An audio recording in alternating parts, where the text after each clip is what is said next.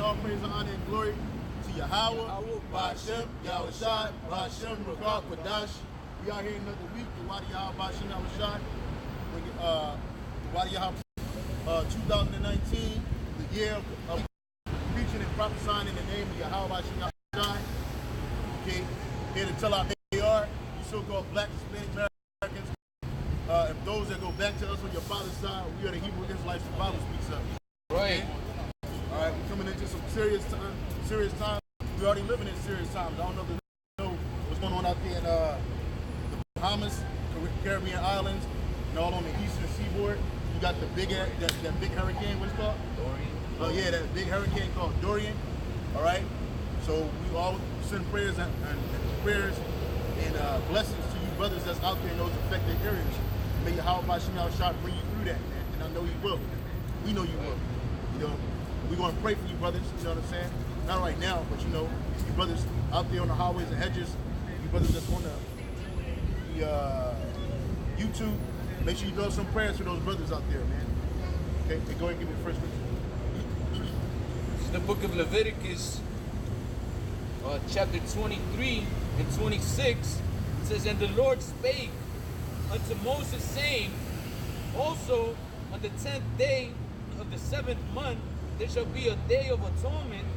It shall be a holy convocation unto you, and ye shall afflict your souls, and offer an offering made by fire unto Yahweh."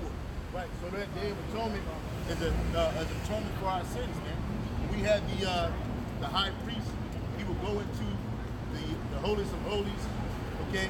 He would atone for his sins first, and then he would atone for the nation's sins. And that's what we had to sacrifice for. But right now, we're not in the, we don't have to sacrifice an animal. First and foremost, we're making ourselves a living sacrifice.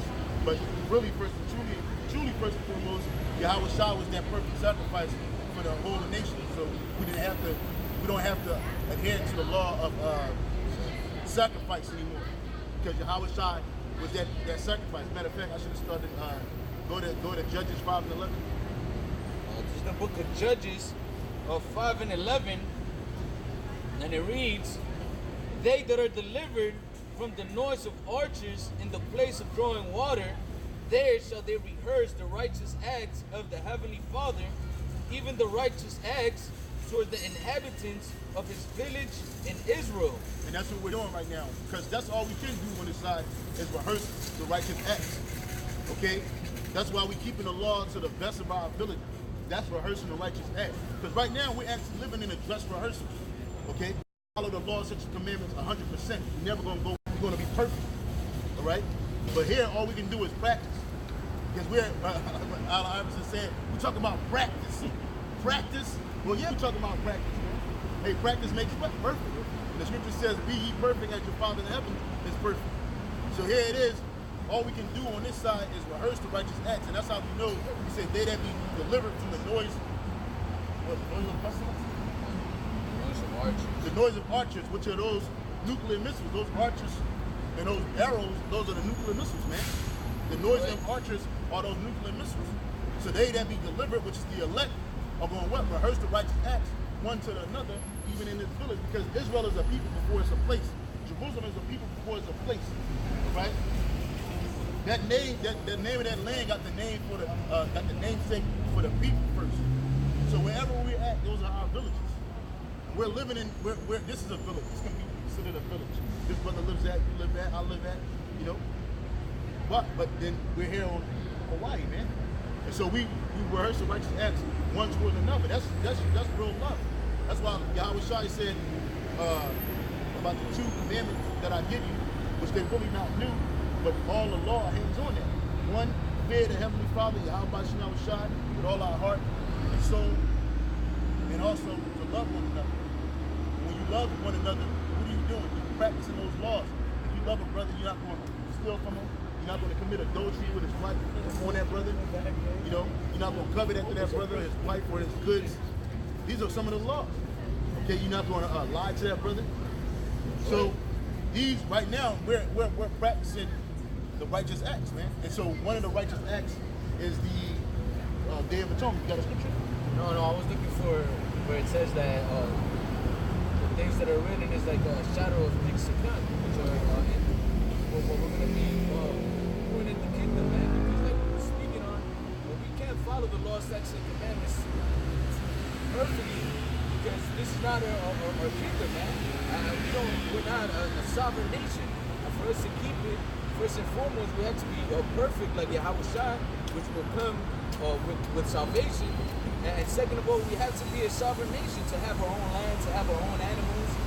See, so the things that we're practicing, the practices of the righteous acts is a shadow of things to come. Because that's what we're going to be doing in the kingdom, man.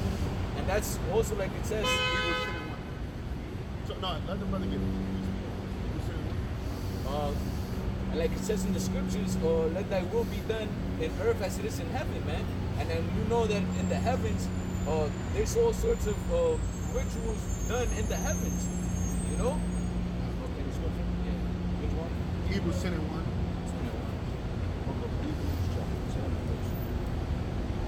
The book of Hebrews chapter 10 and verse 1 reads, for the law, having a shadow of good things to come, and not the very image of the things, can never, with those sacrifices which they offered year by year, continually, make the comers thereunto perfect. Right. So in Jerusalem, you had Israelites that knew they were Israelites. And you had Israelites that would live in other lands that would come by every 3 years, once every 3 years. I'm sorry, 3 times a year. But you had the Feast of Tabernacles, you had the Passat, I think it was the first fruits. So they would come by, they would come and come down, and they knew they were Israelites. And then you had the Jews that was running the temple. You had the high priest there, and then you had these Jews that had amongst other synagogues in the area, right? All they would talk about is the law, the law, the law, the law, as if the law was going to deliver you. And they would pride themselves on following the law. They would tell the people to follow the law, but then they weren't following the law. You know what I'm saying? So they made it seem like everything, your high, your hopes hung on the law. So if you weren't following the law, well, you couldn't be a part of the Commonwealth of Israel. You couldn't get any benefits of being an Israelite. So they would make that, but not realizing that the law that you were following was just a shadow of things to come. Because none of them, like us today, could follow the laws 100%. The only one that did that in his flesh was Yahushua. Right. Everybody outside of that, you didn't do that. You know? So notwithstanding, it's just a shadow of things to come, because in the kingdom of heaven, all Israelites are going to be righteous. All Israelites are going to follow the law 100%. Why? Because we're going to have a mind. First and foremost, our spirit is going to be in a body, an extraterrestrial body that is not given into flesh, but the lust of the flesh. So we're going to be able to follow that. So like Paul was saying, it's a shadow of things to come. Right. You read Hebrews 10 and 1? Oh, so we were talking about Joshua, the Judges 5 and 11. So here, we're rehearsing the righteous act. So again, we're coming up next week, Lord willing, we're coming up on a Day of Atonement, which is September 7th, from sundown Saturday, September 7th, to sundown Sunday, September 8th. That's one full day. And what is it? Let's go to Leviticus.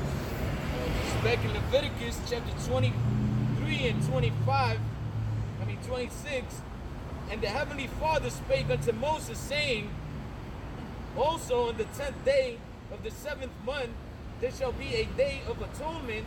It shall be an holy convocation unto you, and ye shall afflict your souls, an offering made by fire unto the Lord.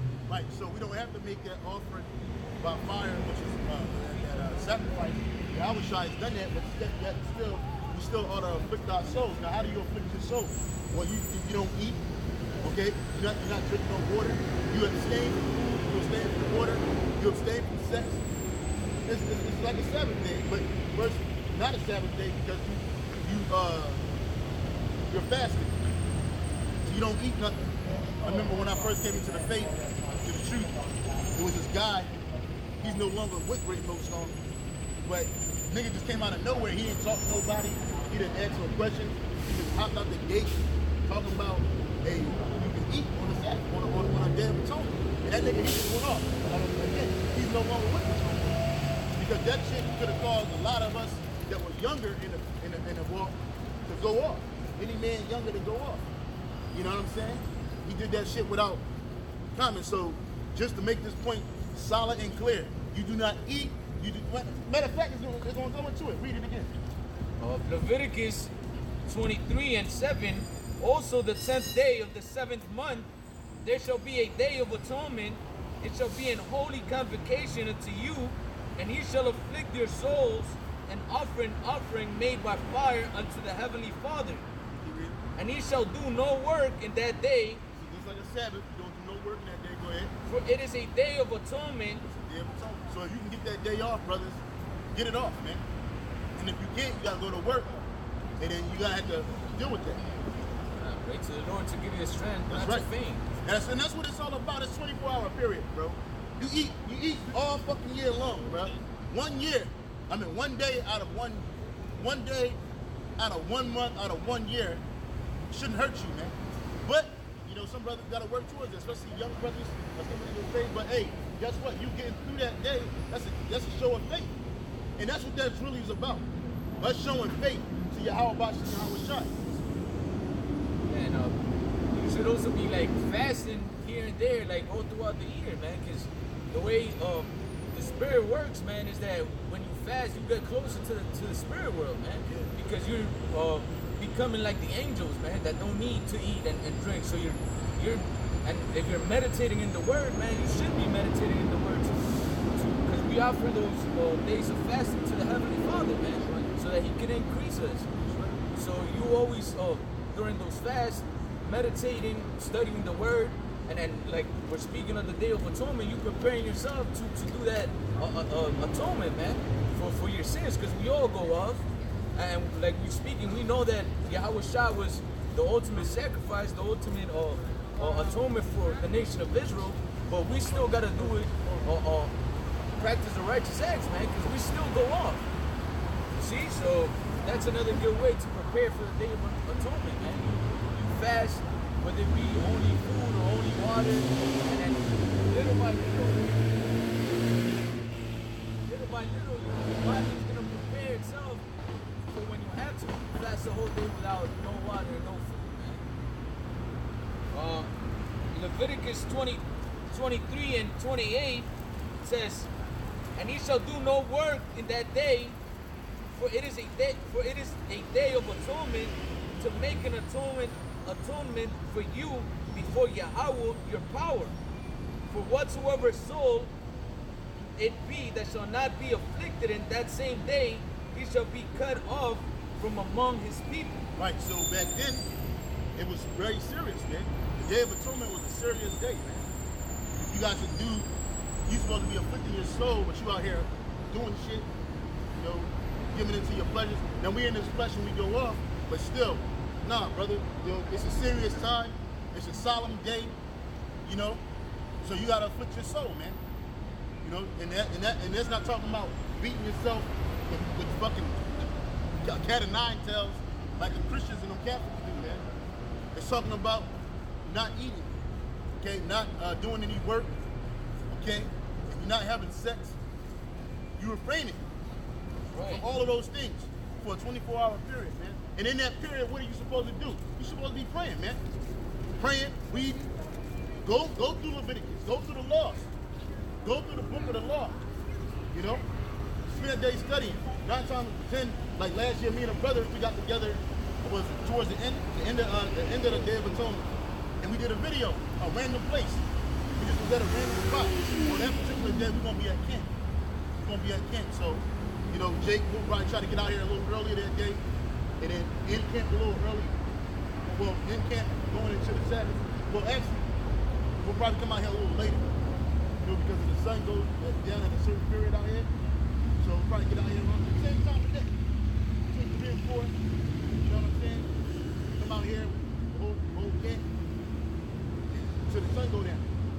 You don't leave until the sun go down. And when the sun go down, you know, you end your fast off with something light, a smoothie or something. We got a nice little smooth spot down here.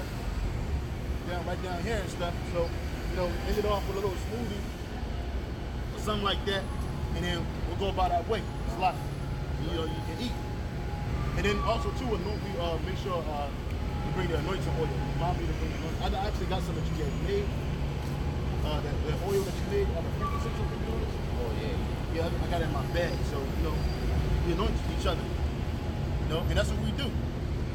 But nonetheless, this is us showing our faith to Yahweh Shah. Go ahead and go to Hebrews. The book of Hebrews, chapter 7, and verse 24. But this man, because he continueth ever, hath an unchangeable priesthood. That's Yahweh Shah. Wherefore he is able also to save them to the uttermost that come unto the Most High by him. Yep, this is Yahweh Shai. Go ahead. Seeing he ever liveth to make an intercession for them. That's what Yahweh Shai is. He's an intercessor for us. You can't come to the Most High unless you go through the Son. You got these Old Testament Israelites that say they don't believe in the Messiah. Okay, you got these guys that claim to believe in the truth, but yet they want to X out the Lord. You want to go usurp the sacrifice in which Yahweh Shai made for us and talk about, oh, we just need to go straight to the Lord. But the scriptures say we're supposed to worship the Heavenly Father and the Son. Right. Matter of fact, hold that, get Hebrews 1 and 1. The book of Hebrews, chapter 1 and 1, it says, the Most High, who had sundry times and in diverse manners spake time past unto the fathers by the prophets, hath in these last days spoken unto us by his Son, whom he appointed heir of all things. That shows you that there's a separatism between the Heavenly Father and the Son. These Christians, they say, oh, God came in the flesh as Jesus. No, that's not there at all. Yahweh Shai is a God, but he has a Father. He's the first spirit created by the first spirit, man. Right. Okay? In fact, he's the only spirit that the Heavenly Father created. And then the Lord Yahweh gave Yahweh Shai the go ahead to create those other spirits, starting off with the 144,000, the first fruits, man. That's right. Okay, and each of us, Lord willing, if we're part of the elect, we're part of that number, that means each of us are the beginning of our family line. Okay, we started our family line, all right? And we go back to Yahweh Shai, before the earth was founded, man. Right? Read it again. It says, hath in these times, last times, spoken unto him, unto us, by his Son, whom he appointed heir of all things, by whom also he made the world, being the brightness of his glory, and the excellence, and the express image of his person. So they look alike. They look exactly alike. Yahweh Shai looks just like his father. Remember last week I was telling you about that rapper Cameron? You know, I always try to find his picture. I used to find it. He looked just like his dad. Father like son. Yep, like father like son, man.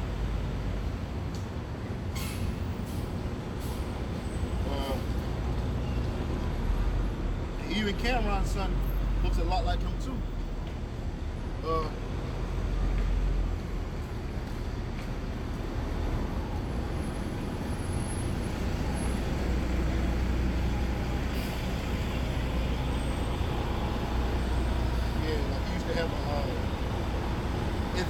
If you look at the cover for the Killer Cameron CD that he did when he was with Rockefeller Records, there was an image of Cameron and his dad, and Cameron was a little baby and he was on his dad's shoulders, and he looked just like. Let me see.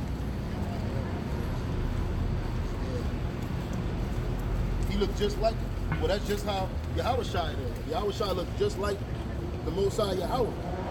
Okay? Right. Again, they say he's the express image. And I'm going to look that word express up.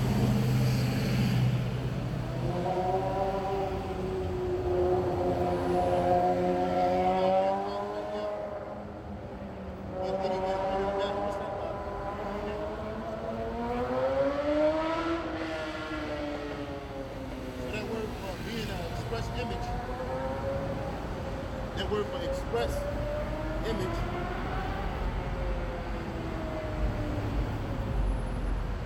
No, the word for express image is caricature, where you get the word character from. Okay? And it says the instrument used in engraving, carving, the mark stamped upon an instrument, the mark burn, it says the exact expression, the exact image of any person or thing. So he looks just like his father, man. You know? Because no man with these bodily eyes can even see the Most High. But when Yahweh was speaking with Moses and Moses asked, you know, can he see him? You know, the Lord said, look, man, nah, no man can see me and see my face and live, man. So he said, I'm gonna come past you, I'm gonna pass you about, and you're gonna see my hinder part. You're gonna see the backside of it, man. Okay? So the Lord gave Moses that blessing to do that. You know? Like the brother KDC said, splitting the spitting image, man. You know, like when you you know, when you a kid, I don't know if this happens to you brothers, but I know when I was coming up, whenever somebody saw me as a child, and then they would see my dad, they were like, oh, you look just like your father. Yeah, you still get that. Yeah, you get that. You're like, you look just like your father. You know? And I got a twin brother, so me and my brother look just like my dad. Some people say that my twin brother looks more like my father, but you know, that's left up for opinion. But I know when I was coming up, whenever my dad went to school with me, or somebody that knew him saw me, they'd be like, oh my God, you look just like him. And you kind of take offense to it at first, like, what the fuck? Because you in your mind, you're your own individual, you know? I'm me, nigga. You know what I'm saying? But no, you really are your forefather, man. And I am my forefather, man. He is his forefather. He is his forefather, you know? Yeah. Hey, you know how that's why the black woman in a black community, she would have a lot of hatred for the son. Especially if the relationship didn't work out. You know what I'm saying? The relationship ain't work out. Every time she look at you, you remind her of that nigga. Facts. You remind her of that nigga. You know, that broke her heart. You know, can you check the screen, brother? Oh, right there. Oh, it's good. We good. We should be good. Yeah, she like, she can't stand you because you remind her of that nigga. And you might be playing in the living room or something, and then you turn around, you look like watching. It's your mom. She just like scowling at you and shit because you remind her of your father. And then on top of that, you might even do some shit or say some shit that reminds her of your father. Like I never knew. So like I have a thing where I don't like my hands being sticky and dirty. I can't fucking stand that shit, especially sticky, right? So my mom, I knew my dad growing up, but my mom and my dad stopped with each other at a certain point. So my mom never really talked about the things that I did, but she would say from time to time, "You probably your fucking father. She's just like your fucking father." You know what I'm saying? That crazy shit. But then this one time I was, as a grown man, I was at my mom's house and some shit got on my hand, and I was with my eldest daughter and her mom. And she was like, "Oh, you get that?" Matter of fact, I wasn't. I was with my ex-demon. And then she was like, "Oh, you get that from your father." I was like, "What?" I never knew that. I never understood why I don't like my hands dirty. She said, "I get that from my father." Now, this is not a learned trait. I've never seen my dad with dirty hands, washing his hands like that. Never seen him do that. But for some reason, in my spirit, I like that. I don't like that shit, you know? There's that DNA. And that's another thing. You got Esau, he mentioned this guy, he created something called junk DNA. Basically, he said DNA that you don't need no more. Yeah, he's a fucking devil, bro. DNA goes a whole lot deeper than just what the white man shows you with that helix symbol. It's a lot deeper than that, man. A lot of your learned traits and characteristics of you comes from your father. You know, and even your daughters, when you look at your daughters, a lot of times they remind you of the woman that you dealt with. Or the woman will say, "Hey, your daughter reminds me of you. She's just a female version of you." I've heard that. But so Yahweh, he's a spitting image of his father, man. You know? Hebrews 1 and 3 says, "Who being the brightness of his glory and the express image of his person, and upholding all things by the word of his power, when he had by himself purged our sins." Yeah, that's what Yahweh did. Yep. sat on the right hand Yep. of the majesty on high, That's right. being made so much better than the angels, Yep. as he had inheritance or obtained a more excellent name than they. And that's why we worship Yahweh. He has a more, you don't worship the angel. Even the angel told John, like, hey, look, don't bother me. You looking for that scripture? Okay, yeah, the angel told John, you know, don't, hey, I'm your brother, man. I'm your fellow servant. Worship the Most High. Yahweh Bashina basically had the spirit of prophecy, which is becoming the spirit of prophecy, which is the spirit of Yahweh Shai. That's the spirit of prophecy, it's the spirit of Yahweh Shai. So we're supposed to worship the Most High's Son. Right? We worship the heaven. How can we worship Yahweh? Through His Son. No man can come to me.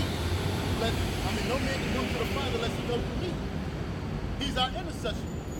Okay, He's the one. He's our go-between. Because right now, even right now to this very day, the Most High ain't dealing with Israel, man. He's only dealing with us through His Son. When we get into the kingdom of heaven, then Yahweh's going to be dealing with us on a direct level, man. But right now, we can't mess with the Most High. We can't even talk to the Most High. If you want to know the Most High, you got to go through the Son, and then that's how you know Him. You know? So you got these people talking about, oh, I got a direct conduit with God. And just like we have an intercessor with the Heavenly Father, Yahweh, which is Yahweh Shai, our women have an intercessor to Yahweh Shai, which is through us. Your woman is supposed to look at you as her savior, man. She's supposed to call you Lord. Just like Sarah called Abraham Lord. And the way you call a man Lord in the Hebrew is out of wonder. You know? And you know, these women out here, they ain't gonna do that shit.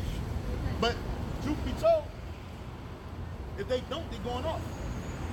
If they don't, they're going off. Like the women in the Christian church will say, I'm like I remember this dude named Jesse Peterson. He was having an interview. That shit was hilarious, man. Now he's a bug out. But if you ever watch his show, man, that shit is hilarious as fuck, especially when he got some Christians on there. He be cutting their ass up, man. Why? Because he asks them a question and they can't answer it directly. And then the guy, he asks the woman, do you follow your husband? Will you follow your husband? She's like, I'll follow him as long as he follows Jesus. He's like, no, that's not what the scriptures say. But it's no. And then she start going into it, and start going off. You know, see, them women, they disobedient, man. But then these bitches say, I'm married to Christ. Yeah, they are married to Christ. Satan. That's right. You know what I'm saying? Most High is not, his son's name is not even Christ or Jesus. His name is Yahweh Shai. And he's a so-called black man. And these women, they don't look at you with that admiration and that fear and that reverence. That's in the scriptures. A woman is supposed to reverence her husband, man. When you look at that word, reverence is fear, is godly fear. You know, when I was coming up, my dad said he put the fear of God in me. When I saw you, I was in complete fear. But I loved you. I knew not to disrespect them, because it'll fuck me up, man. Your daddy get home. Yeah, everybody used to say that when you had if you had a father in the house, wait till your daddy get home. That was the worst words you could ever hear. You be shaking and shit. You know what I mean? You be fucking farting. You know you fucked up. Once he come, because there ain't no rat.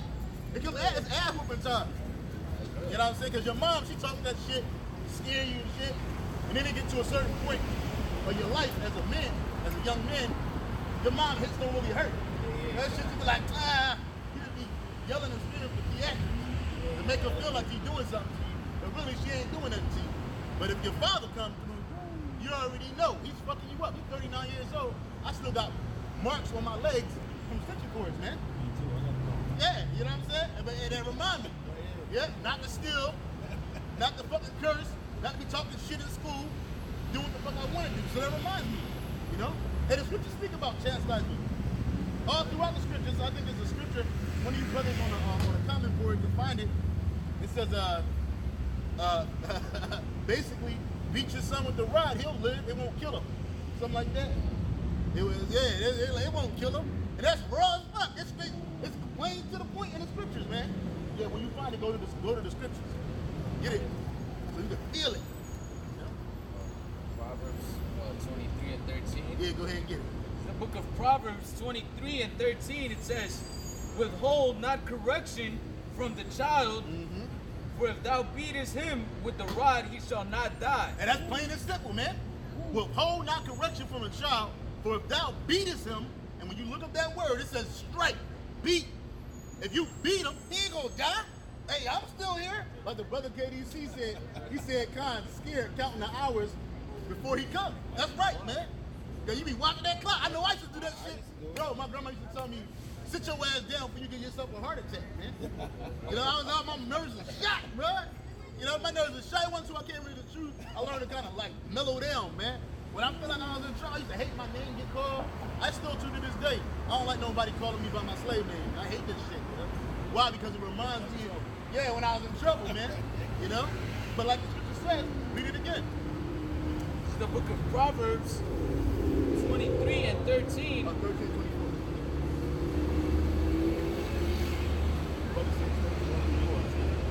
Oh, that's a different one. That's what we did. 23 and 13, it says, withhold not correction from the child, Yeah. for if thou beatest him with the rod, Yeah. he shall not die. Hold not correction from a child, for if thou beatest him, he will not die. And that's, you know, and now, what Esau do, he comes in the household, he plays the man, the system, this, the Department of Child Protective Services, or DHS or some shit like that. Diapers. You know what I'm saying? So it's crazy because they took the men out the household, you can't even beat your kids now. Now look what these fuckers is doing, man. Yeah, man, that's so, it's the most hypocrite shit you can think of, because here you go, you can't be a child to correct them, but Esau's teaching him a whole bunch of wickedness, man. How to be fucking thugs, how to be fucking thieves, how to become a fucking transgender, all this BS, man, that they're pushing into schools, or vaccinating them. Supposedly, you're not letting the parents beat them for protecting them, but look at the vaccine systems, man. All of that shit is made to hurt, especially you Israelites, man. It's manufactured to hurt you, man, to have a negative effect on your children.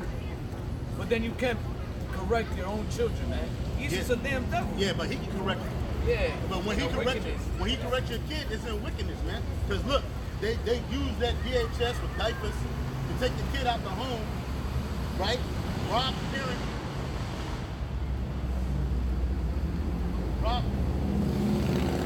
Rob the parent of the little kid.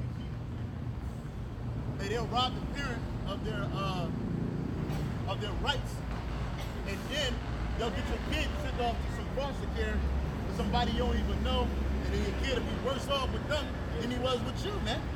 Yeah, I read an article where they had those people. What do you call the people that are in charge of that? The ones that go and take a child or The social workers. social workers, kind.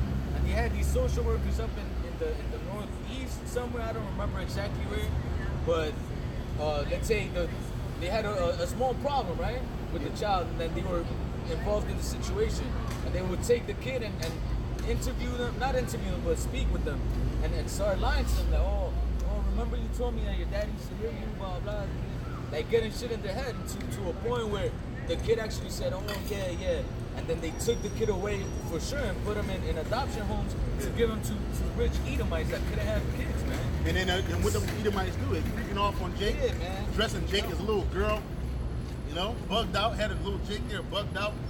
All kinds of sexual depravity that happened in their household and the kid don't even know. Or they'll give the kid to two fucking moles, man. That's right. Two fucking, or two lesbians, man. Kid growing up with two mommies, talking about I got two mommies, man. Or two daddies. Daddy, I seen daddy kissing daddy. Just wild shit, man. Hey, one of the brothers said, Proverbs 13:24, he that spareth the rod hateth his son, but he that loveth him, chasten him beat time, man. So yeah, you whoop his ass every now and again, man. And then even when you got a daughter, you're supposed to keep her ass in straight ways, man. Straight ways mean difficulties, man. Her ass don't go no fucking where, bro. You know that like, oh, you keep your kid in the house, she gonna be a little slut. No, she not. Cause she gonna know that if I come in with pregnant before my time, or if I get caught fucking, my dad gonna fuck me up. You know, so in these times you can't even do can't really fuck your kid up. And then it's crazy because now, when you see somebody disciplining their kid, that's a that's like a marvel. They put it on TV or they put it on YouTube. Or you see that guy beating his kid, she deserves it. I seen one mom, she had a daughter tied up like this. She had a daughter tied up and shit, and then she was just whooping her ass, man. And because the girl stole her mom's car. See? That's why I say you chastity them, man. And the brother Shalom Israel 777 said, he said there's a scripture where it says disregard the kids crying, disregard is crying. You brother can find that. I don't know what that is. You can't remember what it was. But yeah, like you don't be listening to your kid crying and shit. Ah, you killing me. Ah, no, nigga, you breathing, you talking, you ain't dying. You know? That shit ain't never worked, man. Never in a time of ass whooping history has you yelling and screaming, talking about I'm dying, running around the room. That shit don't work, bro. There's a scripture in the Apocrypha, I couldn't remember, I don't exactly remember what it says, but it says, teach the child the right way and the enemy will... Yeah, something like that. Yeah, because that grieves the enemy. Yeah. That grieves. Yeah. Yeah, because Esau doesn't want anybody to be righteous, man, especially our people. We did that lesson last night about Esau trying to make this alter ego of you Israelites, and that's another thing, man. He took the head of the household out so that women could raise up the men of our nation, man. And now what do we have? A bunch of fucking beta males, feminine ass fucking niggas and Latinos, fucking spics. Oh, my mommy this. I was watching a fucking video online today, and because I was looking for some stuff for a beard, how to take care of your beard. And then some video came on, and there was this Jake shaving off his beard, and he said, oh, I haven't shaved. Well, I'm gonna shave it because my mama don't like me with my beard, and then my mama approves, and I'm good with it. Like, you fucking beta ass fucking nigga, man. Like, what the fuck? And Jake, everything that has to do with their mom, and if my mom approves, if my mom say so, then it's good. Mama feels. Yeah, man, fucking. That's because they were raised up by the fucking mom, man. They didn't have a father that we were speaking to whip his ass, man, and tell him how to be a fucking man. I'm gonna finish this Proverbs 23. Proverbs 23 and verse 14, it says, "Thou shalt beat him with the rod, and shalt deliver his soul from death, from hell." That's right, man. You correct the child, he's gonna know what ways not to go, man. But this society ran by Esau, the so-called white man, teaches you, just let your kid do whatever the fuck he wants. And you got kids that are 7, 8 years old cursing out their mothers, man. Yeah, calling them bitches and fucking hoes and everything. And Jake do that shit too. Yeah, but they learned that shit from Esau. Yeah, Esau. I remember when I was going to school, we had little fucking Edomites and even some of our people too. Speaking back to the mothers, and coming from It gets a rap 30 and 1. coming from Colombia. You know what the rap is, right? Yeah, go ahead. I'm sorry, brother. Coming from Colombia, you fucking heard somebody speak back to the mother the way these little motherfuckers do now. Was like, what the fuck, bro? Are you sure that you fucking saying that shit, bro? They'll fucking whip my fucking ass, bro, if I even say something back to my mother in the wrong way. Hell yeah, bro. Nevertheless, fucking call her a bitch or fuck you. Yeah, or some bugged shit out, like that, man. Hey, Esau created that timeout shit? Yeah, How you sitting in the corner? That shit ain't never worked in the history of disciplining no children, bro. Oh, time out. Fuck that. I'm gonna give your ass a timeout. Right. Fuck out of here, man. Timeout was never the That shit was never the project, man. All you heard about somebody getting their ass whooped. And everybody be laughing, but you know what? Don't be, and that shit happened to me before when I was a kid, man. I was at my friend's house, and he had fucked up, he did something. But because we was all together, we all got our ass beat. So I got 2 beatings that day, man. His mom beat me, and then my mom beat me, and I didn't even do shit. You got it because you was with him.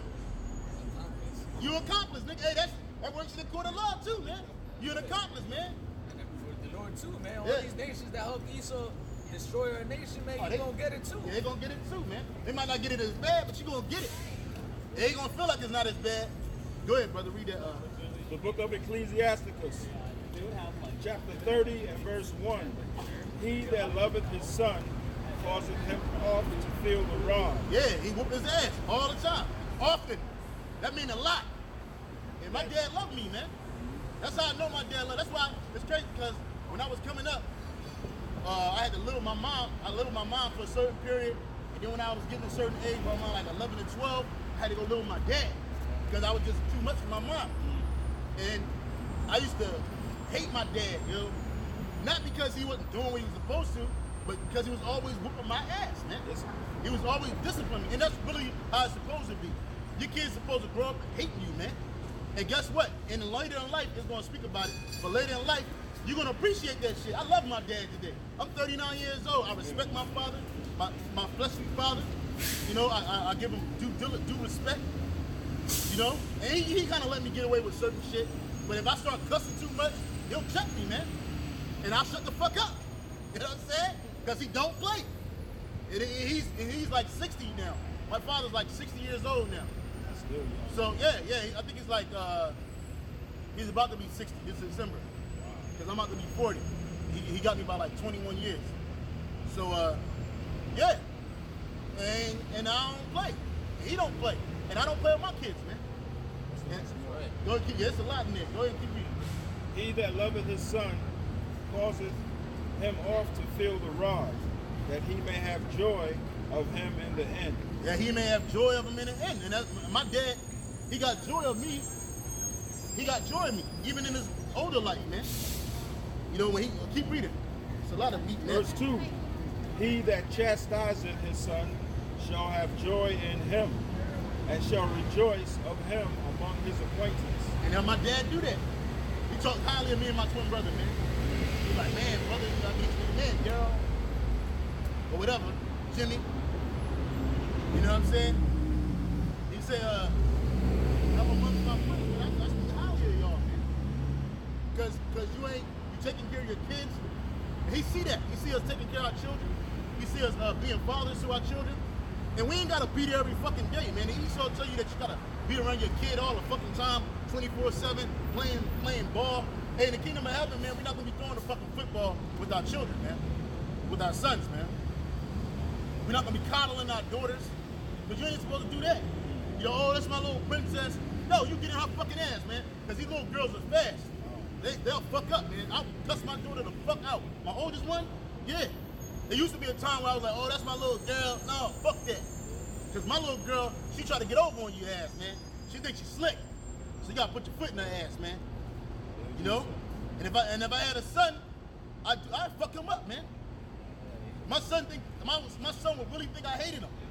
You know the streets, bro. Yeah. Hey, because the streets don't love him. I had to teach my daughter that. I was like, these niggas out here don't love you. They're just trying to fuck you and get out of there. You know? Like the brother said, the streets don't love you, man. I love you, man. That's why I'm whipping your ass. It's gonna hurt me more than it hurts you. That's right. You know what I'm saying? Yeah, that's right, man. It hurt. Why? And you know what? I never understood that until as an adult. You know why I hurt your dad? Because you dishonoring him, man. It's emotional. Yeah, it's emotional. You dishonor him. Hey, get that check. Sorry, not you. When you done doing that, brother, get the chastisement joint out of Hebrews, man. Yeah, that's the spirit, man. It's all about chastening your kids. You gotta whoop their ass. You gotta fuck them up, man. And you see these little niggas nowadays, you can tell a nigga that ain't never had his father around or got a proper ass whooping, man. He got his pants taken off his ass. He walking around bugged out. And it's crazy. You can tell too, men that didn't have their father in their life, or even if they did have their father in their life and they kind of went astray, nigga got some standards, some morals, man. Because his father was there, man. You know? A lot of times, you get a dude, he get his dad in his life, but that guy's dad wasn't in his life. And so, he's kind of working off of what his mom told him, or what he learned throughout life coming up. So, it's kind of a little hard. Nevertheless, he was still there. You know, a lot of people say that, oh, Jake, men ain't shit. Oh, you ain't shit. You know what I mean? But wait a minute. We matter more to our children. We leave a more lasting impact on our children than women do, man. Because a woman can't properly discipline a man. And you become a man when you're 12 years old. You understand what I'm saying? So it's like, that's not what we made up. That's what the scriptures say. Yahushua was a man at 12 years old, man. That's why he had one missing, and his mom and dad was bugging out. And when they found him a few days later, he was in the temple teaching the Pharisees, man. teaching those men that were older in the law. And they were astounded by him. And they were like, well, where you been at? He's like, I was doing my father's business. And it kind of went over their head because Joseph is dead. But they didn't realize he was talking about his spiritual father, his real father, which is Yahweh, which is all our father. He's a father of spirits. But the point of the matter is that at that point he was 12. And you're responsible for your sins. You come from underneath your father's house, and now you're on your own. At 12 years old, you're supposed to have a wife. Yeah, at 12 years, they're already fucking. You know, and then they'll say, oh yeah, you know, that's a child, you're still a child. Esau created this thing called adolescence. Teenager is the time between being a child and a man. So you got this whole gap of space from what, 11, all the way, well, let's say 12, all the way to 18. In some cases, it's 21. You know what I'm saying? That's to keep you in the mentality of a fucking child, man. Yeah, basically you a child in this society. Chuck D, this rapper, he said you a child in this society until you're 35 years old. Basically, until you're 35 years old, they teach you to be in a childlike mind. But guess what? The elite, hey, they teach their kids the business at a young age, man. At 12 years old, you learning the business. You learning how to maneuver through different parts of society. You learning how to make networks of friends, lifelong friends. You learning how to do all this kind of stuff, but they don't teach Jake that. Jake, like the brother said, you know, you're a fucking child up until 21, 18, now 35.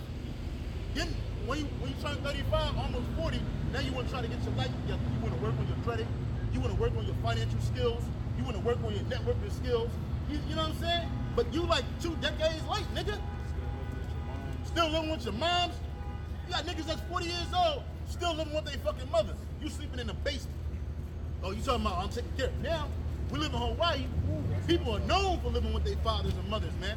So well past 40 years old, man. You done got 2 and 3 kids in the house. You got a woman. Y'all living under your woman's roof because your mom and your dad's roof because they claim that it's hard to make it. Hey, but really, it ain't really that hard, man. You save your money, you work hard, you get what you gotta do. You can live on your own, man. But they never try it because they're taught here in this society, well, here in this culture, Hawaiian culture, so-called, they have 3 and 4 generations living in the house. They don't have a lot of old folks' homes out here in Hawaii. So a lot of the geriatric people, the older people, they live with their children.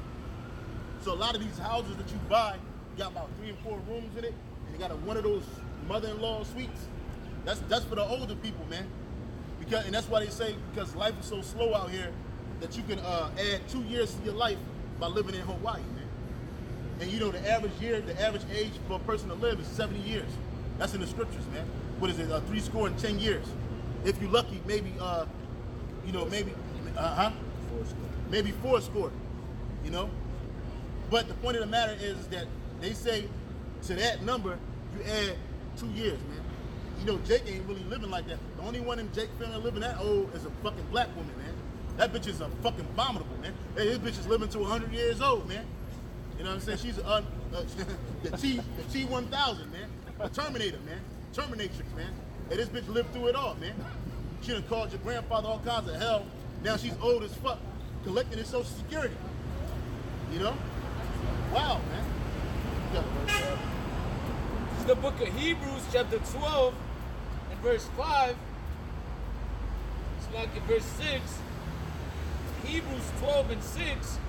For whom the heavenly Father loveth, he chastises and scourges every son whom he receiveth.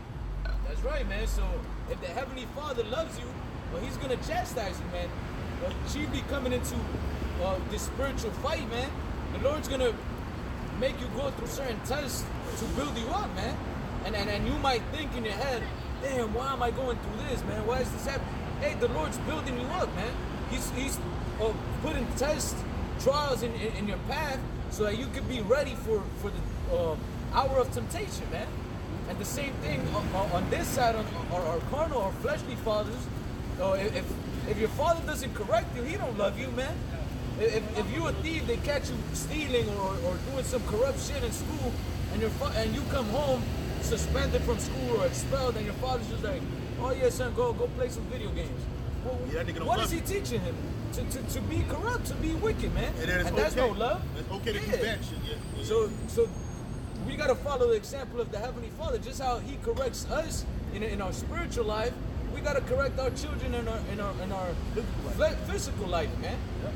Well, verse 6 it says, verse 7, if ye endure chastising, the Heavenly Father dealeth with you as with sons. Yeah. For what son is he whom the Father chastiseth not? Right, and that 2/3. You see these niggas, these wicked ass niggas, they prospering. You know, you see these rapper niggas, they getting all kinds of money. Niggas just get FRNs. Like, how the fuck this nigga get 2 fistfuls full of FRNs, man? 4 pockets full of FRNs, and we barely make it because the Lord ain't dealing with them niggas. We live day to day. The majority of us live check to check, month to month, you know, week to week. But guess what? The Lord, he keeps us maintained. You know, but you got a nigga that's living on either extreme or polar opposites. Either a nigga is extremely poor, so he's robbing and killing and doing whatever it takes, or a nigga is extremely rich in his society, so he either robbing, doing whatever it takes to make their money. But really, it's best to be in the middle, man. You know, right in between. Every now and again, you might get a little blessing. The Lord might throw you a couple of dollars. You could help more brothers out. You know, you might be able to do some fun shit. Or you might be catching hell that month, right? You know what I'm saying? You might have to lean on a brother for a little bit. You know, lean on the brotherhood. Call the brothers up like, hey brother, can you brother spare some arms? The brothers will come through. Do the spirit part of your house by Shema Shot. Go ahead and look it up. Matter of fact, get Ecclesiasticus, Sirach 30 in your physical apocrypha. Hold that, and then look for the other scriptures you just asked for. But yeah, that's right, brother. No, 11 part. 31, you was at 30 and 1, or 30 and 2. But the point of the matter is that in this society, you having those extremes, you live in those extremes, and then you do some bugged out shit. And like the brother was saying, if your father don't chastise you growing up, meaning hit you, they call it, white people call it spanking, black people call it whooping, ass whooping. Your father don't do that, he don't really love you, man. He just let you go. And Yahweh, 2/3 of Israel, he don't love. He not dealing with them. So that's why they living on those extreme opposites. You know? He not dealing with them as sons. But when the Lord, he chastises us, he's dealing with us because he loves us, man.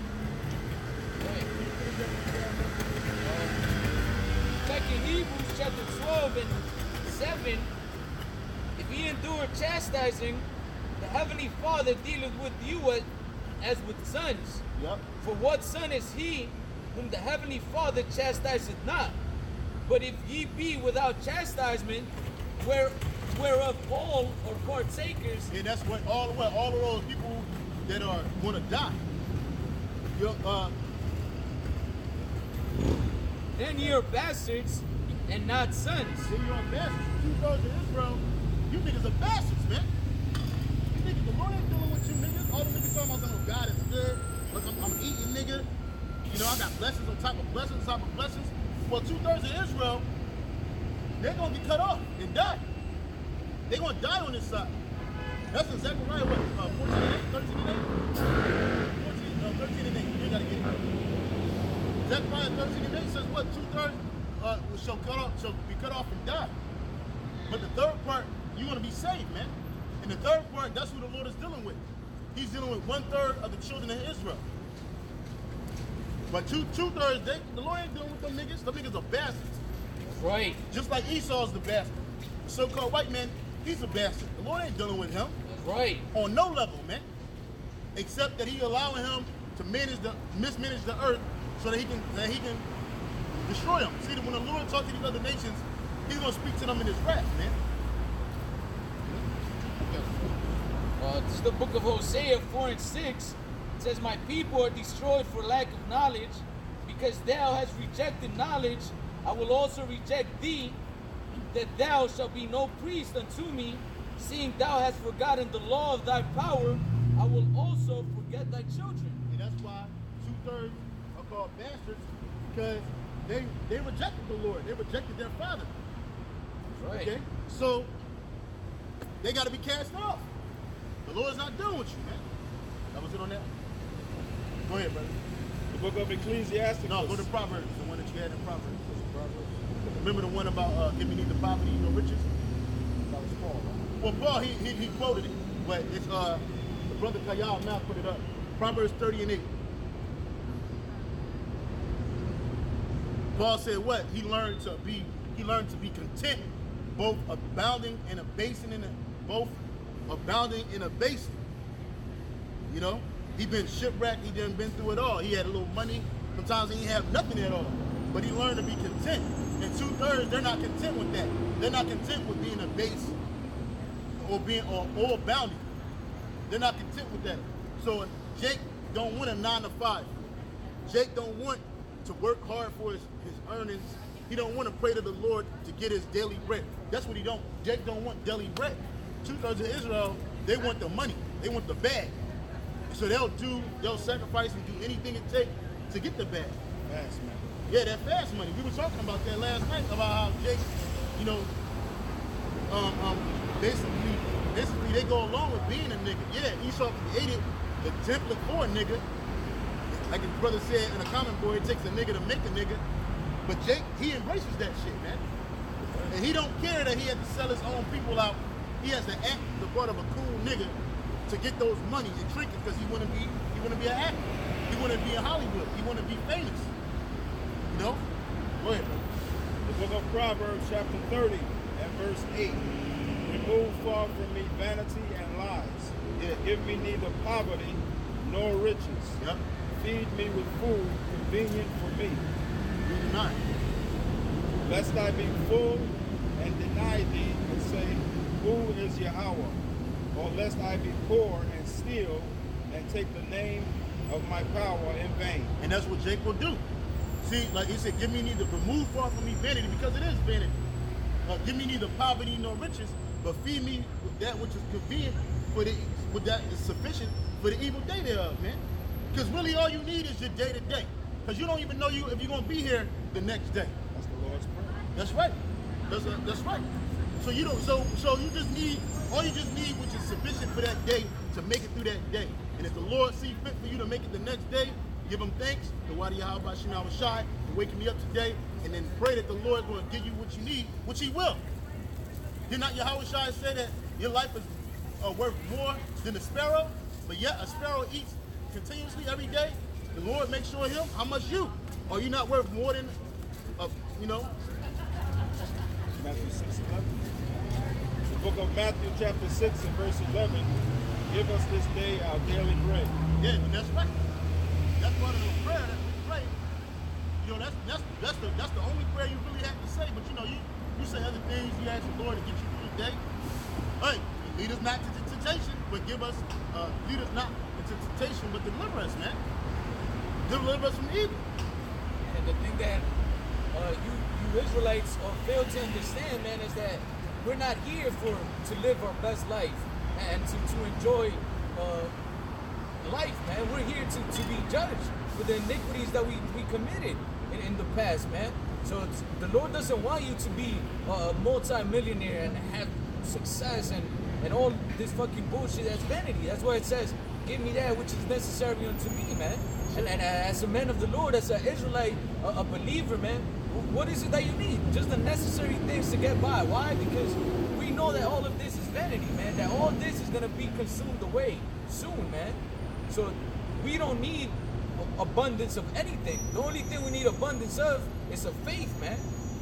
And that's given by Yahweh Shina Shai, man. And by meditating on His word. Yeah, like the brother said on the comment board, the Kanye niggas, man. They'll sell their soul to the devil. And the price was a crappy deal. At least it came with a few toys like a Happy Meal. But then now he wouldn't try to get right. He wouldn't try to call himself a Christian or something, or new, whatever. You know, they see Esau with the bad bitch, and they think, oh man, I want that. But he gotta give that bitch all kinds of money. She get with Jake, man. We just give her the dick, and she cool. We pipe her down real strong. She's straight, man. Right. You know, we ain't got. I mean, you don't have to kick these bitches off, man. But some dudes ain't blessed with that sauce, so they got to do that. But the point of the matter is, and that's why Jake want to do it in his vein. His vainglory, his vanity. Jake want to have his cake and eat it too, but don't realize that shit is fleeting. You know, like the brother was going into about Jake, basically selling out for these millions of dollars. You want to be rich in this world, but this ain't your rest. And that's why you niggas die broke, broken-hearted, broken mind. Well, broken-hearted is a fucked up mind, broken pockets, in debt. And in your whole life you lived, all you did was live to show other people what you got. I follow that nigga 2 Chainz on Instagram, and this nigga showed his bills. He was flexing. Only a nigga will flex with bills. His property taxes was due, and he has multiple properties, and he's showing people like, look, I've been had money. Nigga, look, one bill for property tax, another bill for property tax. Guess what? The super elite, they don't pay property tax. Who the fuck do Jacob Rothschild pay property tax to for that big ass fucking chateau he got out there in England? Nobody. He paid to his fucking self, man. And they say they got a saying. That's a house only a Rothschild could afford, man. Not even kings can afford that. Only a Rothschild. You know? So again, if you ain't living like them, nigga, you ain't living. And these niggas make money. When I say they make money, I'm not talking about they work 40 hours a week. He don't know it. This means these people don't know what it is to work a full day's work, man. They don't know what that shit is like. Oh man, I gotta go through my bill. This nigga don't even budget. Because he makes the budget. He creates the budget, man. And they can go to any country they want, and I guarantee you they'll be living better than anybody in that country, man. Because they own the financial system. They create money out of thin air. They created the central banks. They created the Federal Reserve, the World Banking Organization. They did that. So if you're not living like that, nigga, you ain't living. And even if you are living like that, you really ain't living. Because in the kingdom of heaven, every Israelite gonna live, man. And we ain't gonna have to flex with bills. Only a nigga will flex with, oh yeah, look, property tax. You know, yeah, with paper that's worthless. See, when you got property tax, that shows that, nigga, you don't own anything. And Lord willing, I'm gonna do a small video on that. And show you brothers. Man, this nigga is stupid, man. You paying taxes, it ain't yours. It ain't yours. You just borrowing. You just borrowing it, nigga. You just paying for the upkeep. How stupid is that? Because anytime Esau could get his mind right and just up the tax so you can't afford it, or if you do, you barely affording it, or he'll just do eminent domain. Take that shit. We're gonna build a highway through this. Boop. He don't give a fuck about your protests. He don't give a fuck about your TPs you set up on the hill to stop it from happening. He gonna do it, nigga. He just gonna take it. That's what the Lord says. Store not treasures on earth where mine and corrupt, man. That's right. Because nothing that you have here is sure, man.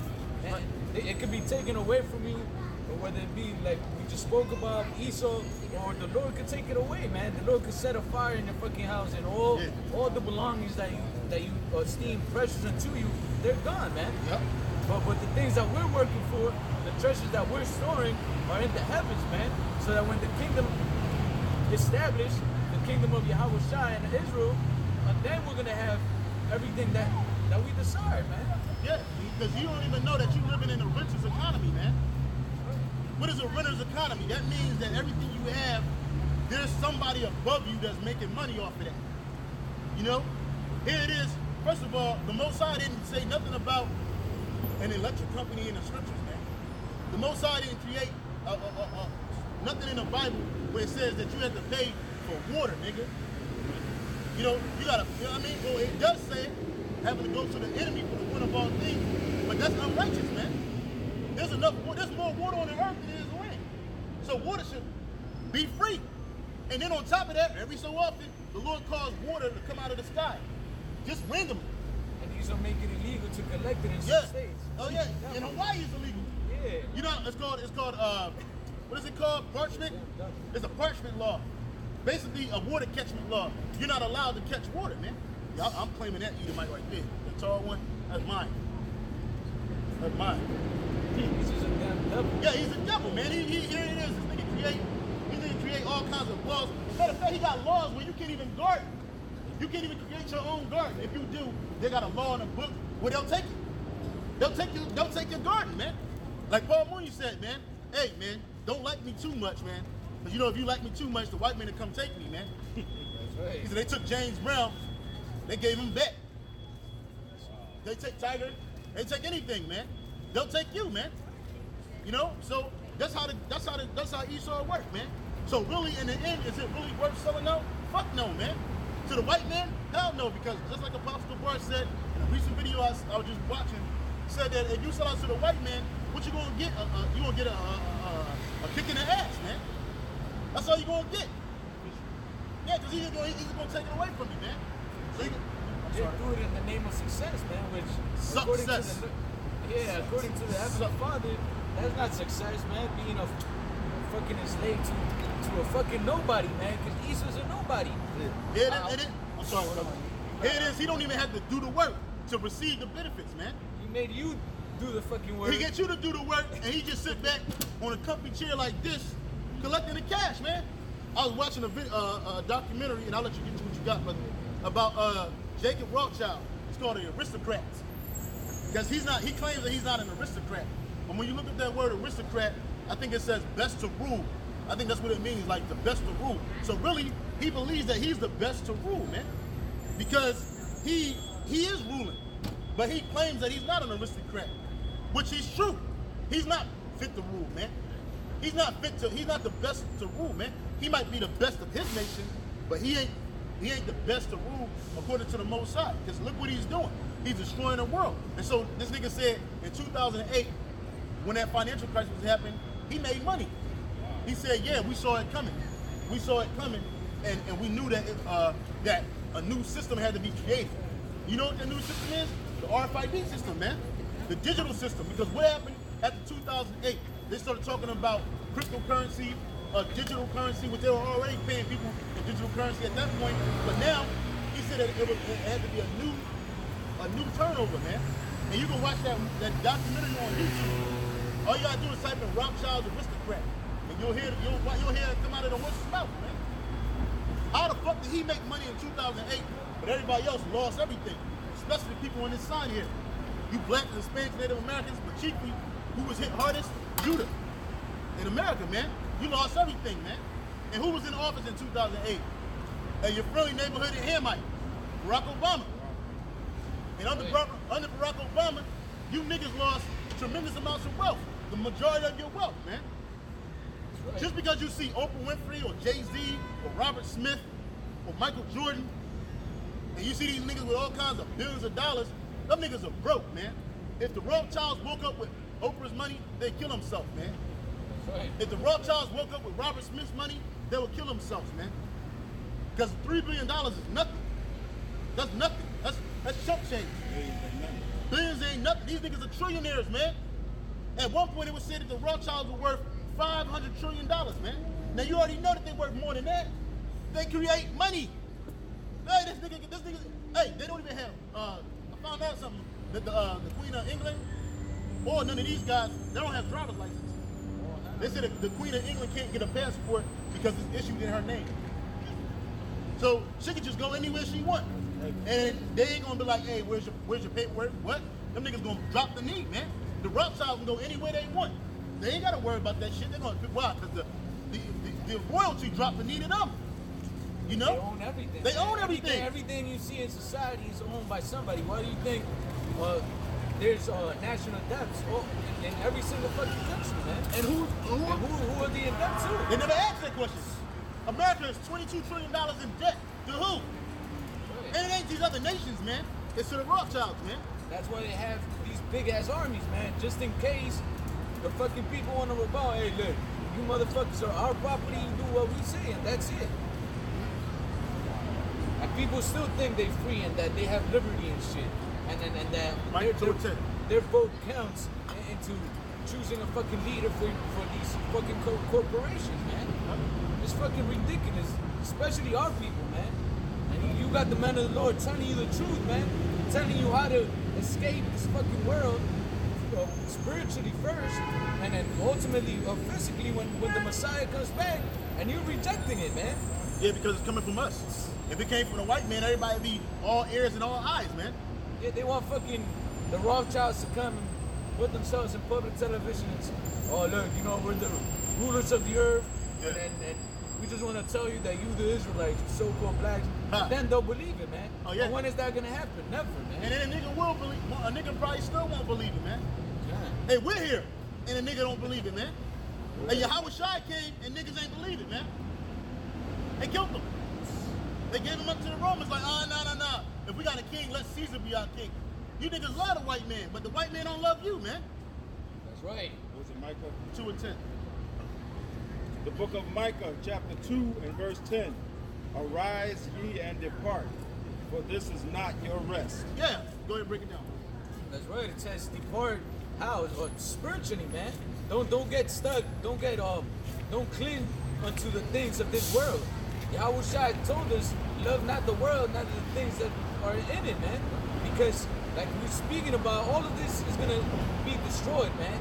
And then if you put your whole heart and mind into the things of the world, hey, the Lord's gonna judge you, man, because you're gonna forget about Yahweh Shem Yahweh Shai.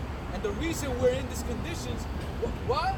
Because we fell away from the Forsook Heavenly the Father, Lord. man. We We forsook forsook the the Lord.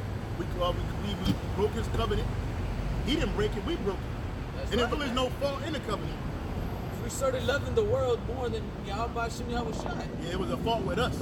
That's right. And with that fault with us is the flesh, man. Hey, Adam had it, Eve had it, King Solomon had it. The only one that had it and overcame it was Yahweh Shai, who is King Solomon. That's right. But he had to come back as Yahweh Shai to do it. The Lord gave him a spirit to overcome the flesh, man. That's why he didn't need no woman. This man had more. They say he had 1,000 women in the scriptures, but I'm sure it probably more than that. But it took him 1,000 women to realize that none of these hoes are loyal, man. That none of these hoes are righteous, man. And out of 1,000 men, only one man is going to be righteous, man. That's why it's only 144,000 prophets, okay? And all those prophets are righteous men. Like Apostle Zahar said in the live show yesterday, he said, you know, we're, because we're in this flesh, you know, we're not righteous. But to the Most High, we are righteous, man. We're not perfect in this body, but to the Most High, we are perfect, man. Compared to all our people, man. You know? And like Apostle Zahar said too, he actually told me this. He said this on a show, the live show. He said that, hey man, that's why you're not gonna get $100 million. Any brother looking to get $100 million, don't, because you're not gonna get it. You're not gonna win, brother. And why I know that? Because he told that to me personally, bro. I used to have the things for the lottery, man. Like, oh yeah, I look at the lottery, and whenever I go to the mainland, I play the lottery and shit in hopes of winning. And he was like, brother, listen, brother, you're not gonna win. He said, look, brother, we don't need no money, man. What we need money for, man? You know what I would do if I had $100 million, man? You know what I would do? And the first thing I said, well, give 10% time. No, I would help them. Obviously help the body. Obviously he'd help the body, but he said, you know, he'll probably help some of his immediate relatives and shit. But he'll get the brothers that he's cool, that he's around, and then we'll just do something, you know? And they would just give it away. For what? We don't need it. Hey, why do you need $100 million when America is falling? Well, you ain't gonna have enough time to spend it. The moment you cash the check, bam, you through. So he said yesterday on the live show, he said, if you win $100 million, if a brother wins $100 million, man, hey, the Lord's not dealing with you, man. And then, so brothers, we scared. We like, fuck that. I don't want $100 million. You get $100 million, you gonna give it away immediately, man. You try to give it away, I don't want it. And like Bruce's Million, you ever seen Bruce?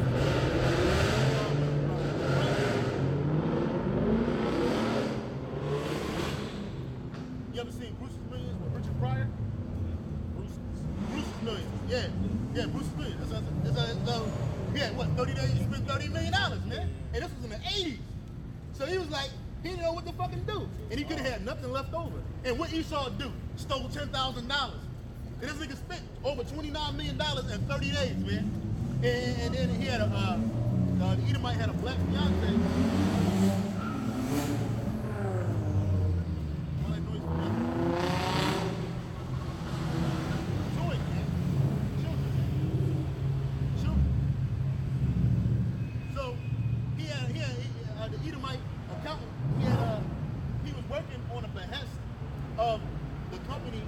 that was overseeing the money.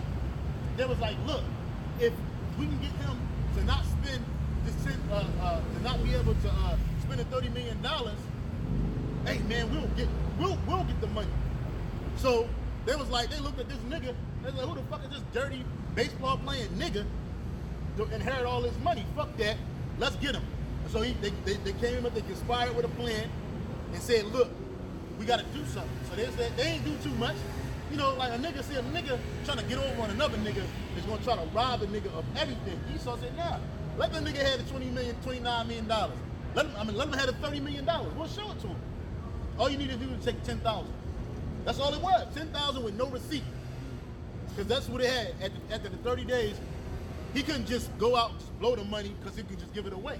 And his Edomite dad told him, his Edomite, because that's what it was. Really, Brewster was a tear. He was a tear. Richard Pryor was playing a tear, but didn't know it. And so he got the money, right? And so he had to spend $30 million in 30 days, but he had a receipt for everything that he spent. But you know you can write out a receipt. See, back then I was a kid, I thought that the only receipts that was official was the ones that were printed out on a machine. But no, you can write out a receipt. File receipt book. Yeah, you can get a receipt book, like the brother said. And the old girl, so they gave him a black bitch. They gave him a black bitch accountant. Now the black bitch was married, or she was engaged to the Edomite accountant that took the $10,000.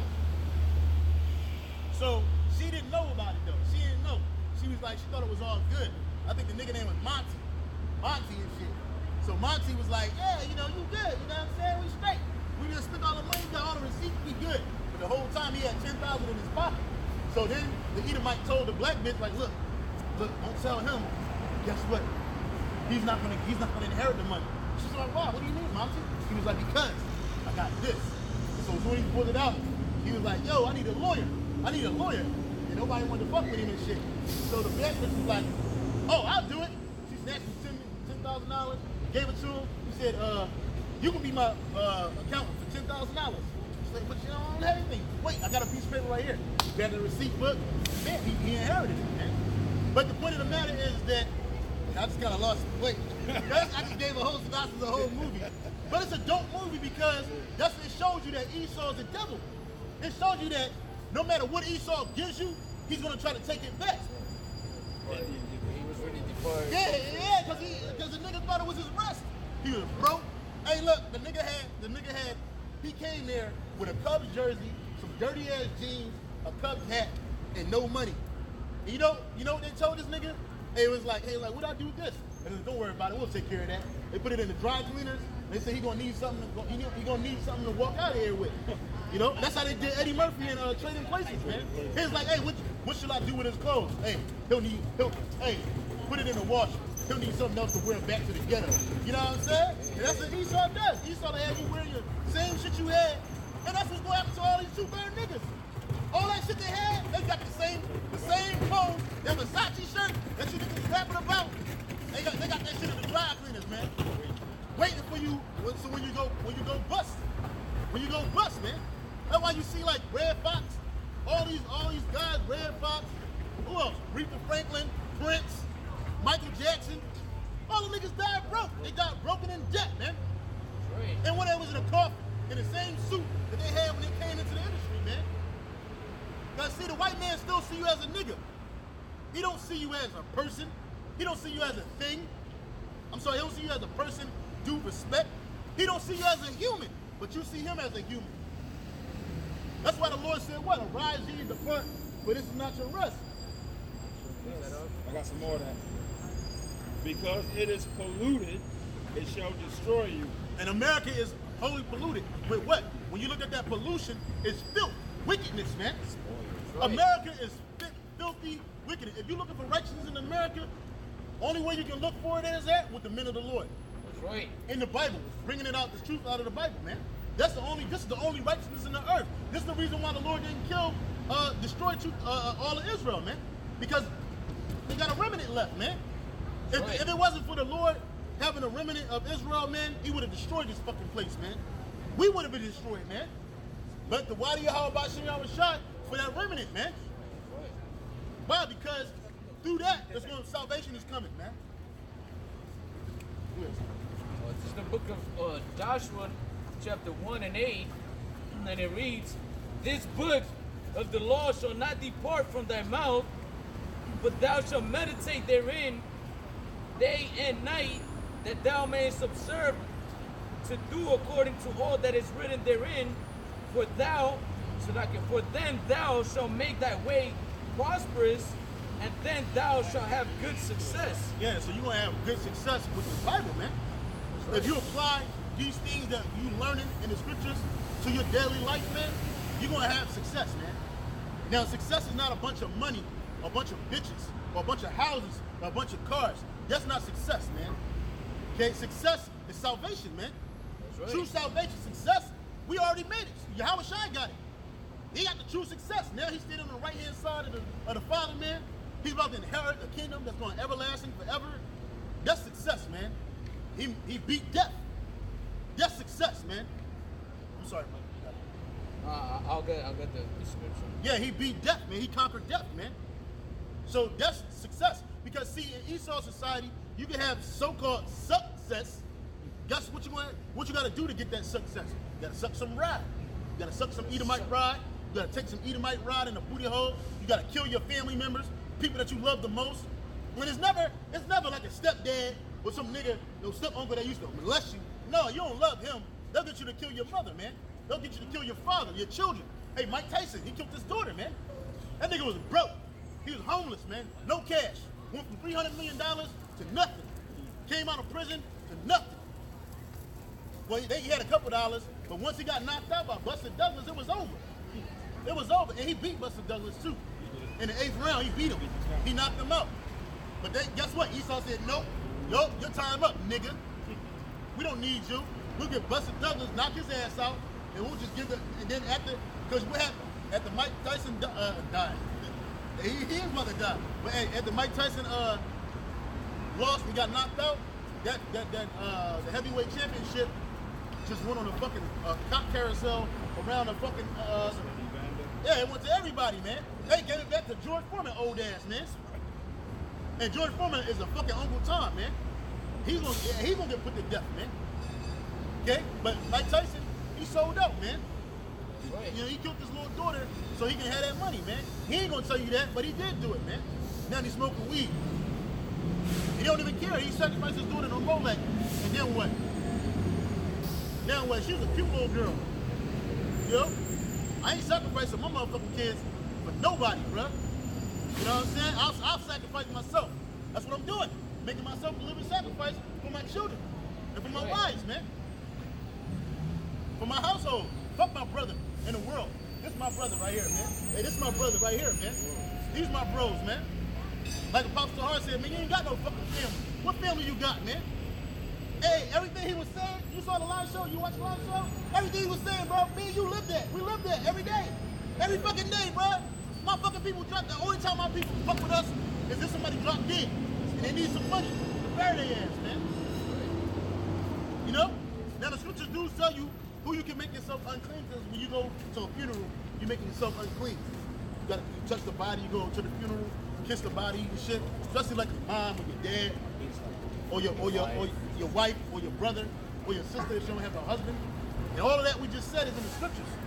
That's why in that scripture where it says that who is my mother, who is my brother. That woman, she tried to elevate the Lord's wife. I mean the Lord's wife, the Lord's mom. She was like, nah. She was like, oh, bless the pat. She's like, nah, bless y'all about you not shot. No? The book of Matthew, chapter 12, and 46. Matthew 12 and 46, and it reads, while he yet talked to the people, behold, his mother and his brethren stood without, desiring to speak with him. Then one said unto him, behold, thy mother and thy brethren stand without, desiring to speak with thee. But he answered and said unto him that told them, who is my mother and who are my brethren? Yeah, who is my mother and who is my brethren, man? Go ahead. And he stretched forth his hand toward his disciples and said, behold my mother and my brethren. For whosoever shall do the will of my Father which is in heaven, the same is my brother and my sister and mother. That's right. So whoever doing the will, and the only ones that's doing the will are the elect, the hopeful elect. Lord willing, would be some of those men and women that watch. You know, just helping the ministry, helping the body, being subservient to one another in the truth. That's my brothers, man. And then what he do? He stretched forth his arms toward the disciples, man. They was all standing tough with him like this, listening. And then, then he had the people that were sincerely listening. These are my mother, my brother, my sister. Those that do the will of my Father, man. And you know that your family in the world, they ain't doing the will of the Heavenly Father, man. And get that one scripture where it say, a prophet is not a prophet saved in his own town. Saved amongst his own people, his own kin. I know it's one in Luke. I think it's one in Matthew. Okay, because your family don't look at you as a man of the Lord, man. They just think, like Apostle DeVar was saying, he had towards the end of the lesson, and it's crazy how like we all, it shows you how much of one body we are. Because everything they were speaking about, it come out, and we ain't playing this. We ain't say, oh, everything they say, we gonna repeat it. Nah, it's the Spirit of the Lord, man. You know, they see us with, it's like they see everybody got that speech, or they see you with a sheet on, like, oh man, what happened to you? We had so much high expectations for you. Now you out there with a sheet on, cussing out the white man. You know what I'm saying? So they look at us like we're just throwing our life away. Oh man, it's a better way to say it to other people. You can get other people to listen if you just say it this way. You go to a church. Yeah, you go to a fucking church, man. Hey, this is the church, man. Ain't no that. What you talking about? That whorehouse? First Baptist, Second Methodist whorehouse? Hell no, man. That's right. Cause see, them niggas, everybody loves them. Your granny loves them. She shows up every week, giving her little Social Security check that she just barely making it through the month with, giving it to Pastor Jenkins so he can ride around in a Lexus. Go ahead, brother. I had another quick read, because not even of friends, man. This is the book of John 15 and 14. It says, ye are my friends if ye do whatsoever I command you. Yeah, and a friend is what? A brother. Brother, that's right. You know? Ye are my friends, ye my brother, if ye do what I command you. What is what? Follow the laws and commandments. Love one another. Fear the Most High. Yahweh Shah. And not just giving it lip service, man, but actually doing it, man. That's right. You about the scripture. Probably not a problem. You can't find it? I got it.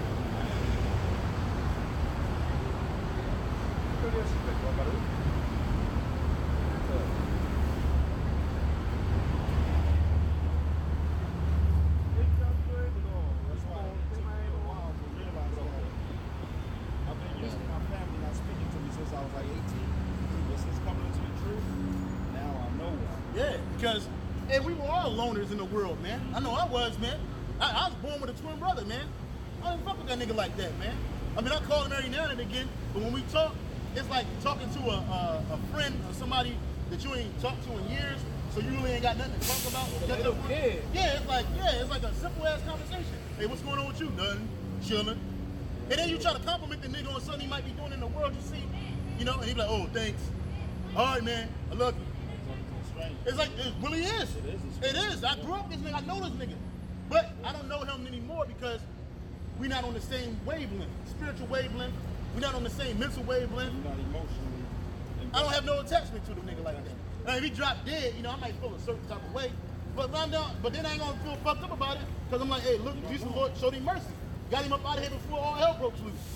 Yeah, like the Elder Barak always speaks about how these people in a way lower vibration, man, than we are. And then you see it when you're around these people, man. You always hear their conversations. They're fucking vain. Yeah. They're talking about, oh, who do you think that the president, or what do you think about this, or sports? Some vain shit, man. At most, we can speak about sports or whatever at worst, or we can speak a couple minutes about sports or some shit. Yeah. But then our mind's always thinking of spiritual things, man. Yeah, and you can't speak to these people about spiritual things. They, like the Lord said, they can't get the carnal things. What are they gonna think if you speak to them about spiritual things? They're gonna think like, what the fuck, this nigga's bugging out. And that's what they think. I remember I had caught a case. I was preaching right up the street a couple years ago, a few years back. And I caught a case of preaching the word, man. And then the day that I got out, I quit it on a Friday, got out on a Monday. And the first person that called me was my brother. And he was like, man, you throwing your life away, man. This ain't the girl that I know, man. What you doing, man? What you doing, man? You throwing yourself away, man. You out there doing that with that Bible shit. Yep. He told me that shit. I was like, what? And then I was like, no, I'm not throwing my life away, man. I'm doing it for righteousness, man. I said something to that effect. He hung the phone up on me, man. And right then and there, I knew that, hey, this guy, he's just some nigga that I grew up in the world with, Right. At a certain time, I had to move on and go do my own thing, man. You know what I'm saying? And I used to see, like, growing up, I had friends that were twins, and they used to be super tight, rolling tough together and shit. Whatever one did, the other did, but that's not how me and this dude rolled. And it's crazy because my mom would tell me, like, when we were children, I was like, were we close when we were children? Because we're not close when we're adults. And she was like, yeah, y'all was real close. I was like, we didn't need no other friends or nothing? She was like, no, y'all had each other. But now it's like, I don't need that nigga, because we got each other. You know what I'm saying? Like, I had to go through all that shit in life to find out that my true brothers and sisters are those that are in the truth, man. You know what I'm saying? And that's fine with me. That's fine with me. I ain't got no problem with that. My grandma died. Both had two grandmas died in the last, 5 years? I ain't shed a tear for them motherfuckers, man. They all right. They in the spirit world. They at home. They praying for me. Why am I praying for them when they praying for me? You know what I'm saying? Because I'm trying to get the hell out of here. And there's no disrespect to them. It's just that, look, man, death, we understand death, man. And nobody truly dies, man. Everybody just sleep. And then you think about how your folks are living in this world, living foul, fucked up, sick, all jacked up. Hey, let them rest, man. Whatever they was doing in their life, that was their judgment. One grandma went crazy, the other grandma, both of them went crazy. And at the end of their life, they lost their mind, man. So it was like, it was just time to die. And I had my cousin called me, snotting and crying. Oh man, that's my grandma. I want my grandma. Nigga, you 40 years old. What the fuck are you talking about, bro? She was 80-something years old, man. Yeah. Oh, I want my grandma. Yeah, man, this nigga, man, they better not say nothing to me at the funeral, man. They might say something to me, man. I'm bringing my gun. I'm a shooter. What? I was like, what? And this nigga crying. Then I had to act like I felt something for the nigga, I'm talking to the nigga on the phone, but then I told him, I texted him, I was like, look, man, grandma in a better place. She good. Man, I don't want to hear that shit. I want my grandma back. But nigga, you in a wheelchair. Shitting and pissing out a colostomy bag. You got shot 26 times, bro, and you still here. The Lord's gonna kill you, nigga.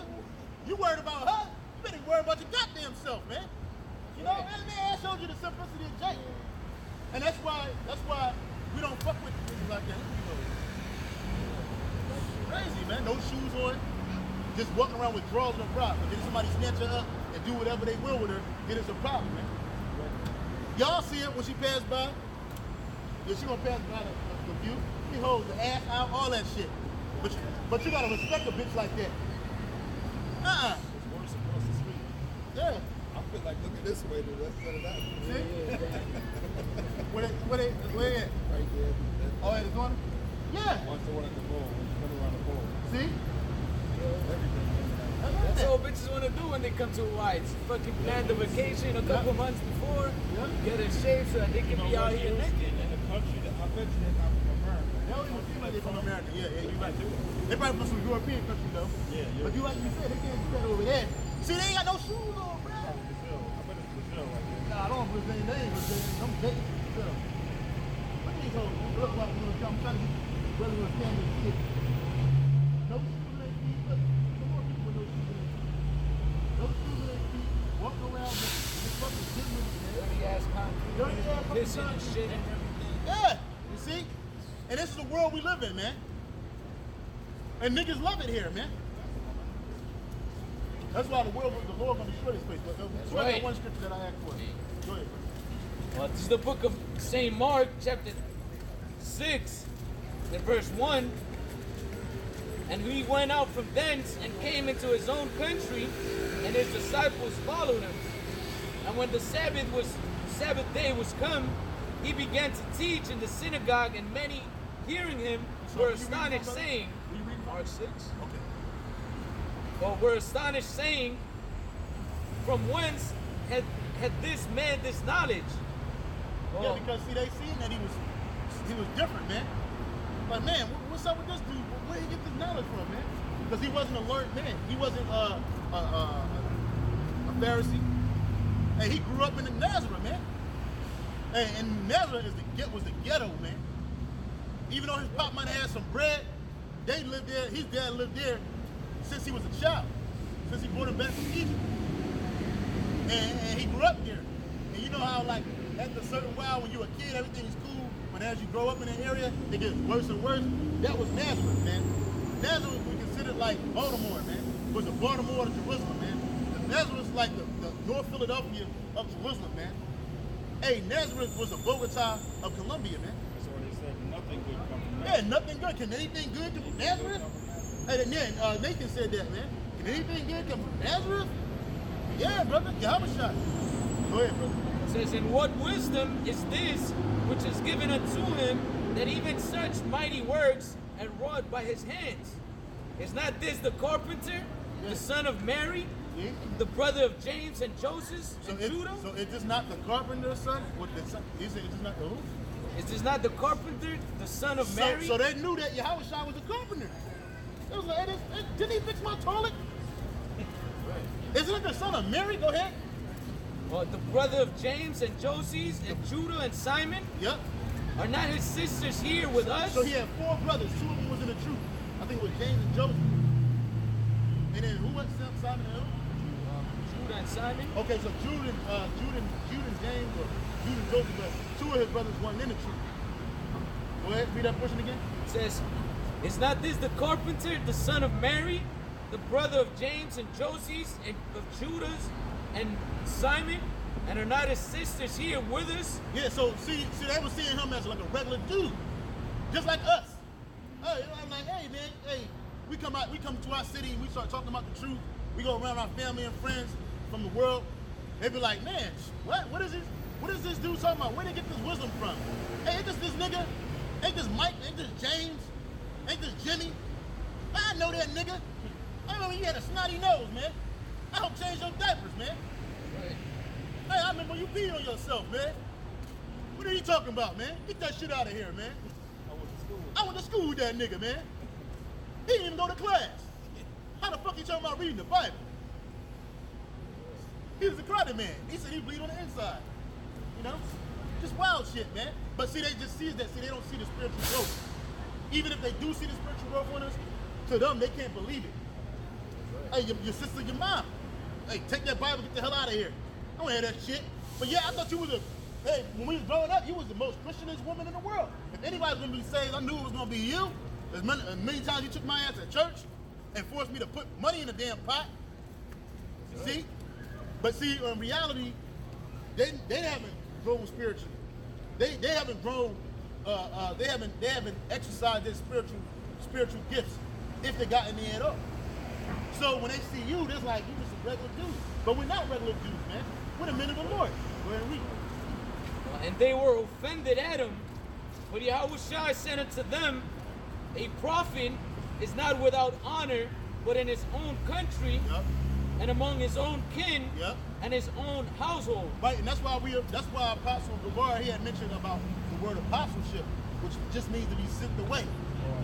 Yeah, I was watching that on the way to Kent. And so he said, we're all apostles, man. It's just levels to this thing. You know, you got the chief apostles, then you got us. And so we got sent away. Because if we'd have stayed where we was growing up at, nobody would ever believe it, man. If I'd have stayed in Philly, I got all my family pretty much is in Philadelphia, man. So I know for a fact, they would have saw me, a lot of people that I grew up in high school with, you know, and that's why I don't do like reunions and shit like that. Because people see you gain weight, and they start criticizing you, oh man, you got fat. Like, what the fuck, nigga, I'm 40. What the fuck I'm supposed to do? Stay skinny and shit? First thing they say, Nigga, right? I'm probably healthier than you. You know what I'm saying? Oh, nigga, you got fat. You look different. You look different. Nigga, you think? Life experience happened to me between the time I graduated high school to the time I came back to this bitch to see your funky ass, man. So, you know what I mean? They'll bump into you like, oh man, you changed. Cause see, you know, but then these the same niggas that be all on Instagram working out, showing themselves working out, talking about how they got some spiritual peace, talking about some Buddha shit, some Islam shit. Living a vain life. Living a vain ass life. And they ain't got shit. Ain't got a pot to piss in or one to throw it out of. Talking shit. But see, that's why, and we got sent away. So now what? We in Hawaii, man. None of us grew up here. We might have lived here for some years, but on some reality stuff, we didn't grow up here. And then again, let's say you lived where you lived at, you were at where you were at, you preaching the word. Which I'm not saying that brothers aren't preaching where they grew up at, but you see how hard of a time they have trying to convey this message to somebody they grew up with. When I was in Jersey. Yeah. Because a nigga in Jersey ain't thinking about the scriptures. Unless they're part of the elect. A nigga in Philly, a nigga in Colombia, and the niggas trying to get out of Colombia. These niggas like, you talking about God, the Lord in the Bible. Can he help me get a passport? No, you tell them like, no, you gotta stay here, you gotta suffer. Oh, no, hell no, get out of here. So read it again, brother. It says, when Yahushua said unto them, a prophet is not without honor, but in his own country, and among his kin, and in his own house. Yeah, so among his own country, in his own country, amongst his kin, meaning people that he related to, okay? People that he's related to, you know what I'm saying? And amongst his kin. Yeah, like we're talking about our brothers and our sisters and shit, man. Hey, my brother, man, he don't believe I'm a prophet of the Lord, man. He just think I'm the same guy from the world, man, that he knew he grew up with, man. Notwithstanding that I went to the army, you know, I was there for over a decade. You know, I was in the army, I went to college, I made friends, other friends, enemies. You know what I'm saying? I didn't stay in the ghetto. You know, I didn't become a lifetime criminal. You know what I'm saying? So in his mind, he's like, man, we the same age. You know, that's when the enemy starts jumping on him and shit. Like, oh man, how did you grow like that? And I'm this. We the same age. We twins. Scripture say wisdom is the knowledge or the gray hairs in men, something like that. Yeah, because they see the wisdom in the which we move in the world, man, and they're like, what the fuck? How is his life better than mine? And I'm so-called in a more of a successful situation than he is. Because like in my case, like I have my sister, she just finished like nursing school and shit, and you know, she graduated with A's and shit, and now she's about to get a good job and shit. And then my woman was telling me how she's talking shit about me, like, oh look, Christian used to cut school and get bad grades and blah blah, so I'm smarter than him and this and this. And then when she sees my household, she's like, what the fuck? How are you guys in such orders? And she's always having problems with her family, with her kids, her husband's leaving her and shit. But then she envies what I have. Like I told my woman, oh, we're not gonna do this.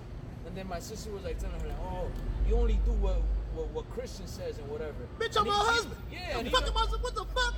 I'm sorry, brother. No, yeah. Bitch, I'm my husband. She's supposed to. And even my woman was like, yeah, bitch, because that's what I'm supposed to listen to. That's my husband. Like, she didn't say that to her, but in her head, she was like, yeah, that's why you are fucking out of order and your fucking men are always leaving you, man. She has like 2 kids with 2 fucking niggas in the world, and her life is all jacked up, and then she's always wondering why, man. Because, hey, you gonna walk in wisdom. And then they see that wisdom in us, and it's like, what the fuck? You can't be better than me. Yeah. So I can see what Yahushua was going through. Yeah, that's right. He went through the same thing you went through out here. Like what? You the carpenter.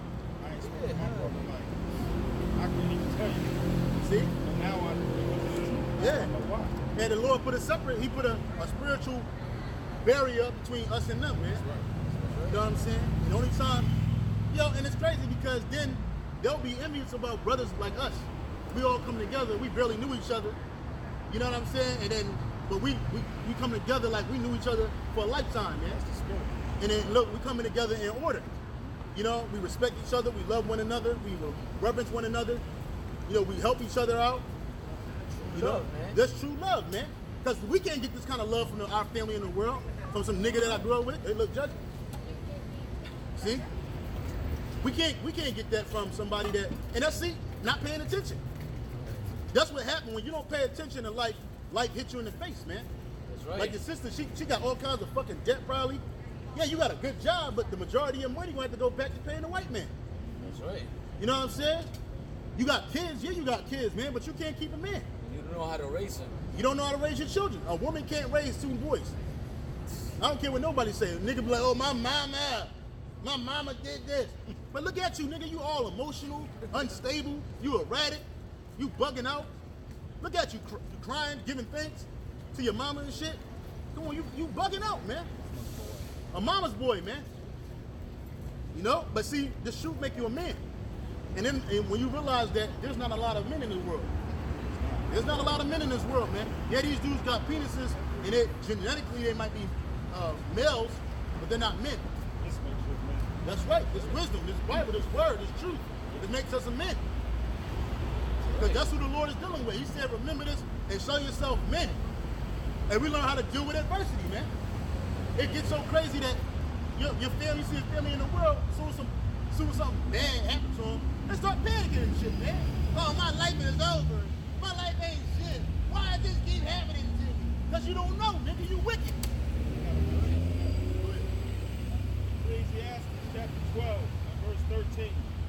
Let us hear the conclusion of the whole matter. Fear Yahweh and keep his commandments. For this is the whole duty of man. Right. That's our number one job, man.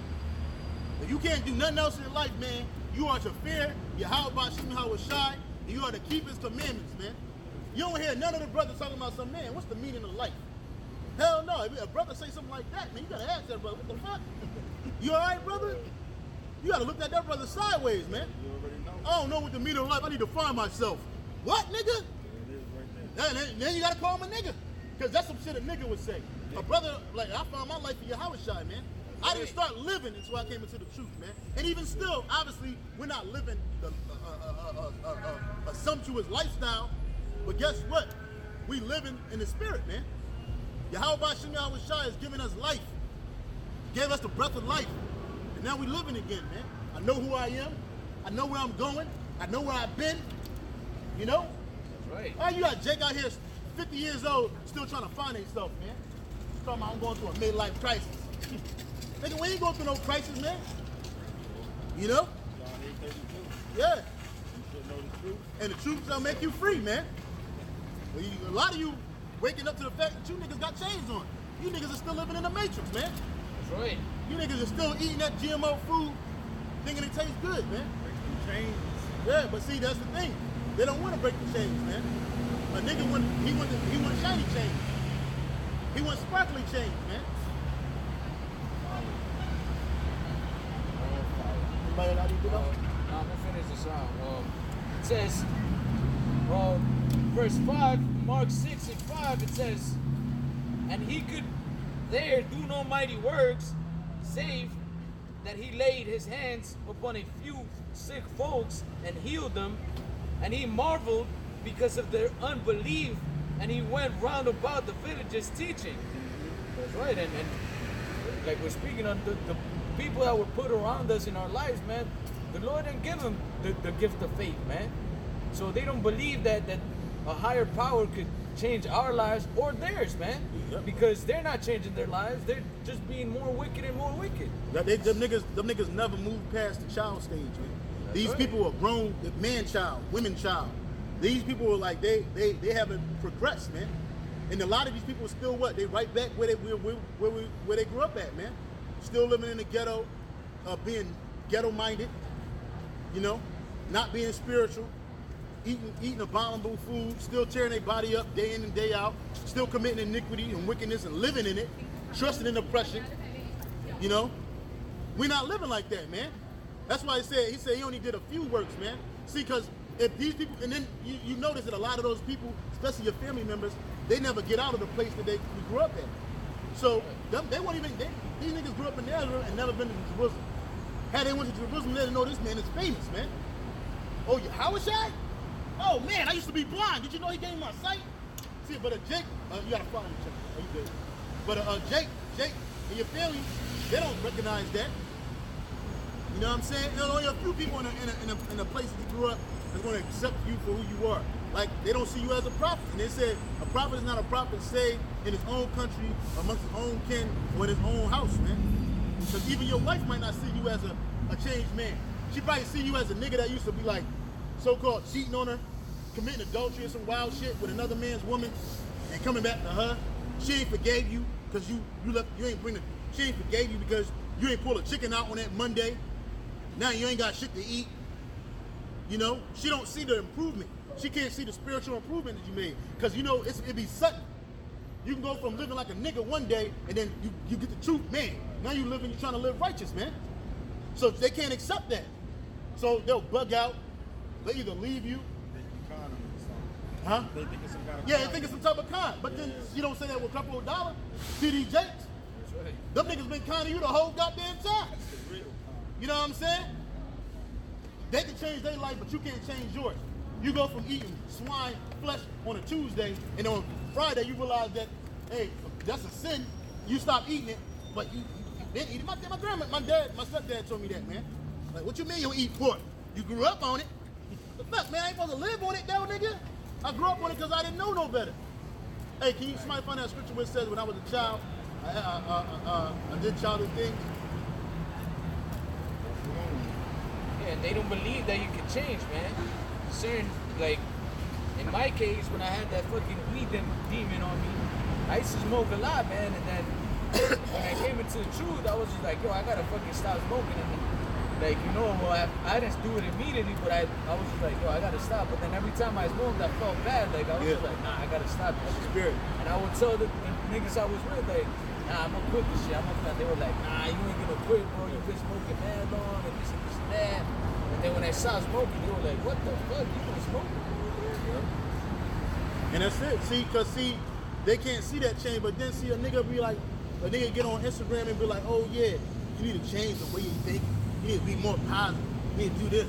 But really, your positivity is positive and wickedness, man. And the scripture says, knowledge of wickedness is not wisdom, man. That ain't wisdom. Here it is, you niggas will teach me how to smoke a blunt, roll a blunt, how to boil some crack. You know what I'm saying? And you think you the smartest man in the room, man.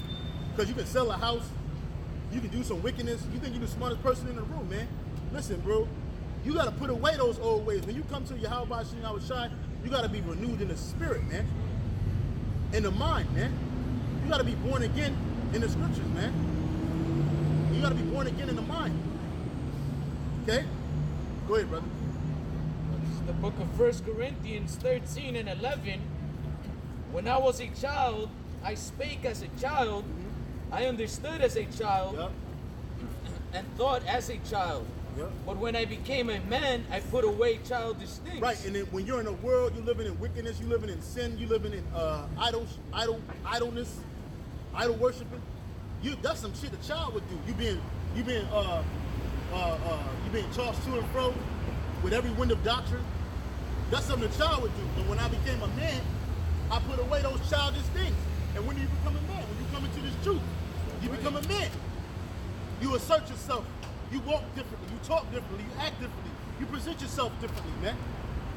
And you put away those childish things. You don't do those simple shit. Hey, the scripture says, how long will you simple ones, will you love simplicity, okay? And you scorners delight in scorning. Children do simple shit. That's why you look at them like, man, you still doing that shit, man? You still smoking weed? You still eating pork, shrimp, crab, lobster, nigga? So I got an ex-friend of mine, I'm 53, he's like 55. Last time I spoke to him, he calls me, oh, I got some good stuff. I'm like, you still doing that? Yep. Now when he called me, hey, what you doing? I'm studying the Bible. Oh, I'll call you later. Yeah, and never call back. Never call back. Nigga, and good. Don't call me back, nigga. Like, I got him. I got him. That's it, man. Got his ass up out of here. You know, and that's the thing, man, because see, Jake ain't improving spiritually, man. Jake is stagnant. You know? The only, like we said earlier, the only real men are the men in this truth, man. And again, when we became men, we left away those things, man. I remember I was out here, right there, and I was preaching one day, and this dude I was in the army with, he was my friend, bro. Like, I just knew he was my buddy. You know what I'm saying? And we don't, you know, we knew each other. This nigga walked by the street. He walked down the street. I was happy to see him. Because I was like, oh, I'm going to tell him about the truth. And he was a Simeonite. He from the Northern Kingdom. Man, he walked by. You just thought he never knew me, man. He looked at me like I was a different person because I was. And in reality, I was a different person. I wasn't that guy from the army, that crazy guy, that wild dude. I wasn't that dude. I was a whole different person. So much so that I was driven to come out here on the highways and byways and preach the Bible in truth and sincerity. And he was looking at me like, what? I tried to show him a sign and everything, man. I was like, hey, you a Simeonite. You're not a Dominican, man. Or hey, you an Asherite. You're not a Colombian, man. We the Israelites. We're brothers, man. And I was like, hey, when we was in the army, man, I used to play with you and talk shit about your language. Like I used to be like, body get. Hey, I'm sorry for that, man. And to him, it was like, whatever, it was just joking. But for me, it was like, nah, brother, I was simple. But then I'm woke, and he just walked. He walked up the street. I ain't seen him since, man. He ain't never reached out to me. He ain't called me. He had my number. My number never changed. You know? And I've seen a couple of my friends that I knew from the world, so-called friends that I knew from the world. They don't hit me up. They don't call me. And that keep my twin brother away. He know when he talking to me, I'm talking about the Bible. And this nigga's talking about living a life of polyamory. Polyamory? Is that a word? When basically you got two women that kiss and fuck on each other, lick on each other, and they licking on you. And you accept it. Basically, you living a bisexual life with women. You know? He nigga called me up trying to tell me about a goddamn orgy, man. I was like, man, that's wicked. And he hung the phone up on me. You know what I'm saying? Like, all right, man, I gotta go, man. I was like, all right, yeah, you do, man. You wicked, man. I ain't living that. I'm not living that lifestyle. That's a child is living that lifestyle. A child that was what? Given to their lust, given to their every want and need. You know, he's smoking weed. He's a Moor today. He's a Nation of Islam tomorrow. Then he want to think about being an Israelite. You know, he's through, man. He's through. So the thing about, like I said, when we were children, we left away those things. Can you read that again, brother? It's the book of 1 Corinthians, chapter 13 and verse 11. It says, when I was a child, I spake as a child. I understood as a child. I thought as a child. But when I became a man, I put away childish things. Yeah, you put away that shit, man. Let's look up that word, childish. What do you read there, brother? 1 Corinthians 13 and 11. 1 Corinthians 13 and 11. That word for childish things, I'm going to look at that word up, childish things. That word for childish things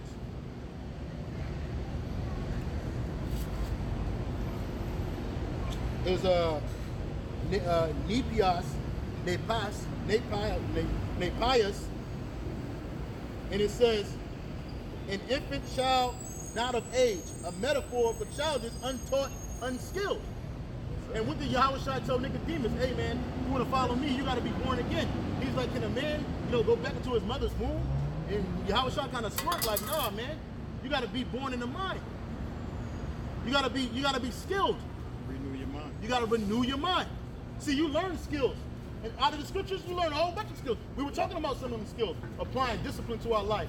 Applying discipline to your children. Scripture says, learn up a child in the way she should go, and he will not depart. So what? Now we applying these scriptures to our life, teaching our children, giving them the name of the Heavenly Father and His Son. Our children here are saying Shalom, Barakatah Yahweh. They see our women covering their head, they cover their head. You know? Our children are starting to be better. So now guess what? We're bringing them up in the way they should go. And I guarantee you, they ain't going to depart from that when they get older, man. Right. If they were to get older in this world. So it says, metaphor for childish untaught. It says figuratively, simple-minded. A simple-minded person, an immature Christian. And you got a lot of these jakes, they out here, they immature. These people, they grown people, but they got an immature way of thinking. They got an immature spirit, man.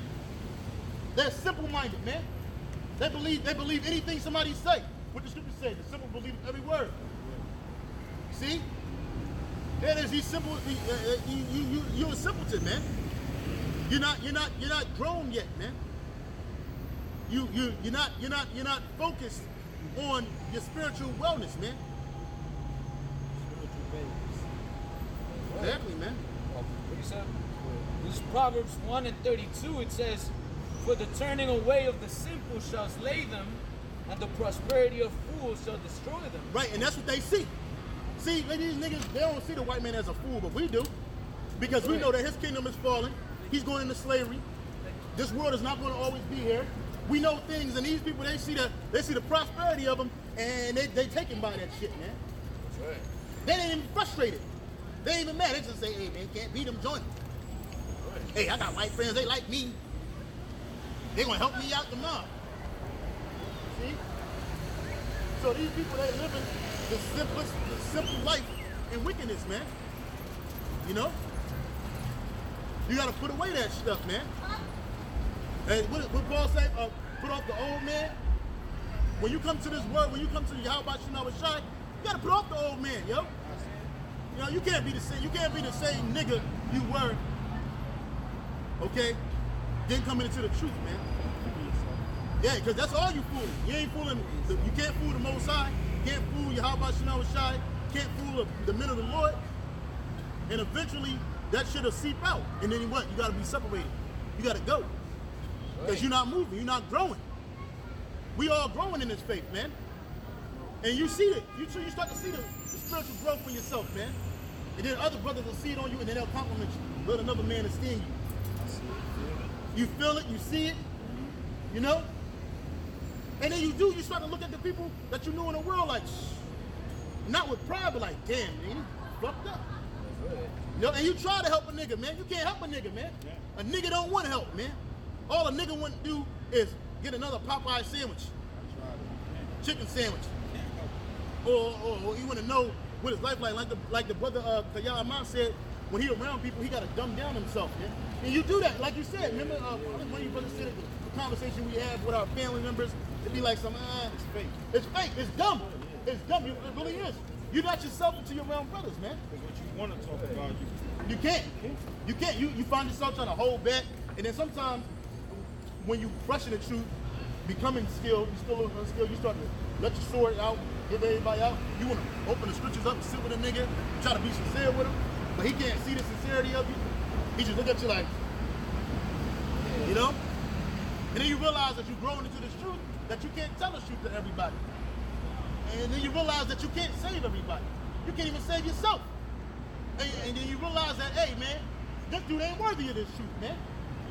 Fuck that nigga. You know what I'm saying? You go from, man, I love that dude, man. Man, fuck that nigga. Right. And you condemn him in the spirit. Hey, the Lord gonna kill you, nigga. You don't get right. Repent. And then you realize that 2/3 ain't gonna get it. We moving on. And now, you see that growth? That's growth, man. And then you grow more. And you grow harder in the world. You get harder in the spirit. That's what the Most High Gmshawaii is doing. Let's get it. 2 Timothy 2, and start at the top. Because the Most High is making us soldiers, man. Through his son. Gmshawaii is making us true soldiers, man. And then what? You go from being, you might have been a person that was in the world that was, you knew everybody, you were very social, call you like a social butterfly. But then you come into the truth, you start withdrawing from the world and the things of the world. And next thing you know, you by yourself all the goddamn time.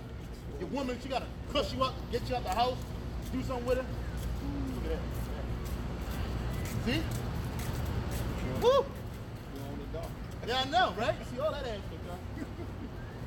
But anyway, but that's simple though, see? See a dude, a nigga, he'll see something like that. That's about 50-50. Yeah, but I'm saying, but somebody, I thought it was a tranny too at first. But now I was like, no, that was a woman. That was a woman. That was a woman. I believe it's a woman. Lord willing. But, check this out though. Jake would go from talking to us, hey, Jake, you run out there, take a journal out, try to chase the bitch in the store and shit. We realized that, hey, that bitch got demons on her, man. She ain't right, bruh. Yeah, hey, just not every man's beauty, just not everyone's beauty, you know? And don't desire it, it's right. Like the brother said, and why did he know that? Because experience taught you that. You might be amongst a whole bunch of chicks, you think, God damn, that bitch is bad. You turn around, what's up? Oh, hell no. That's a mahu.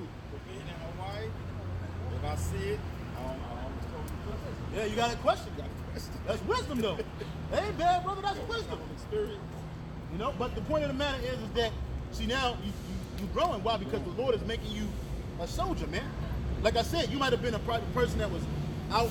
You knew all your neighbors. Every time you moved to a different place, you got cool with your neighbors. Now you realize, like, man, fuck them niggas. You stay up in the house. You talking to brothers. If you don't see brothers all week, I don't see nobody, bro. Real talk. Like, I ain't seen you brothers all week. I seen this brother yesterday. I seen this brother today. That's it. If I ain't talking to brothers on the phone or conversing on the WhatsApp with brothers, I ain't fucking with nobody, man. I'm really a loner, man. I find out the more I study and the more I pray, Yeah. the less social I am. Exactly. I don't go out. Friends call me, want to come over and visit. Yep. Like, yeah, I call you back. But I don't That's call right. them back. You know? That's right. One of the brothers put a scripture out on the main camp yesterday. I marked it out on my news sword, but it was speaking about a brother being a loner. Like basically, what does it say? It says, well, Lord willing to come to me. Go ahead and read the scripture you got, brother.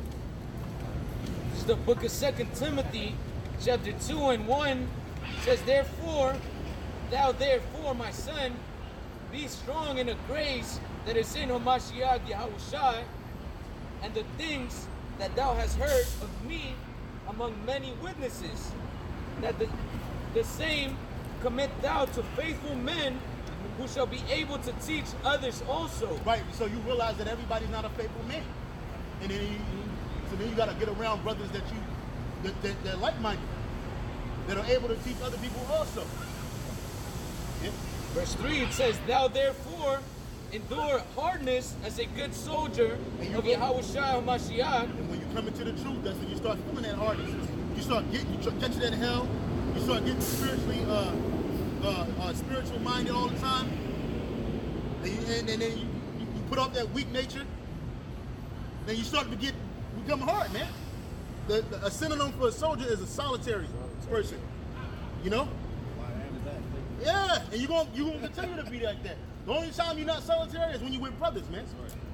When we out here doing the work, or we get together, we might get together, go get something to eat or drink after we do the work, and then I go my way, you go your way, you go your way. Hey, I see you brothers go willing next week, and then throughout the week we may contact each other. You know, this brother he'll contact me. You know, or I might contact him, and it'd be like it normally be like towards the end of the week too. Right before like Friday or Saturday or something, maybe like a Thursday or something. How you doing, brother? You good? And then, you know, you want to do other things together, but then sometimes the spirit have it to where you don't link up with each other because it's just the way it is. And then you realize that I'll see you on the weekend, brother. I'll see you on, and then look, we get renewed, plugging in. So it says, thou therefore endure hardness. You look up that word for hardness, it's tribulation, it's straits, difficulties. And that's how you got to do it. You know, if you was in the military, you realize that. Like, I was in the military, man. That shit made me hard, man. Spending years away from my family in Iraq, hot-ass, fly-infested Iraq. You know what I'm saying? Violence. But it made me hard. I couldn't worry about what was going on at home. I had to worry about my mission, getting it accomplished, and I was just living day to day and praying that I can get home when this shit is over. Yep. And that's what the truth is all about, focus, man. Apostle Gabar had mentioned Arnold Schwarzenegger, and I actually looked it up. I was gonna do a little video on it, Lord willing. But Arnold Schwarzenegger said that he was so concerned about his, you know, the Olympian winning those prizes and stuff like that. His dad died while he was in the middle of, you know, training. And he told his mom, like, look, man, I can't go home. I'm not coming home. I got something else going on. And she didn't understand it. She's like, well, my husband just died. Your dad just died. Like, well, he's already dead. There's nothing I can do for him. And you realize that. It sounds harsh, but you realize that's the way you gotta be. Because why? Death is nothing. But to the mom, my mother died. It was the same way. Yeah, and then his dad died. His mom couldn't understand it. And then this girl, he had a chick at the time. She hated him. His girlfriend ended up hating him because she felt like you just sacrificed going to lay your dad to rest to go worry about your career. Well, guess what? There's nothing I can do. What I'm gonna do? And then he said, a lot of times, he said that kind of mentality, it'll make you weak. It'll fuck your mind up. And if your mind is fucked up, your body's fucked up.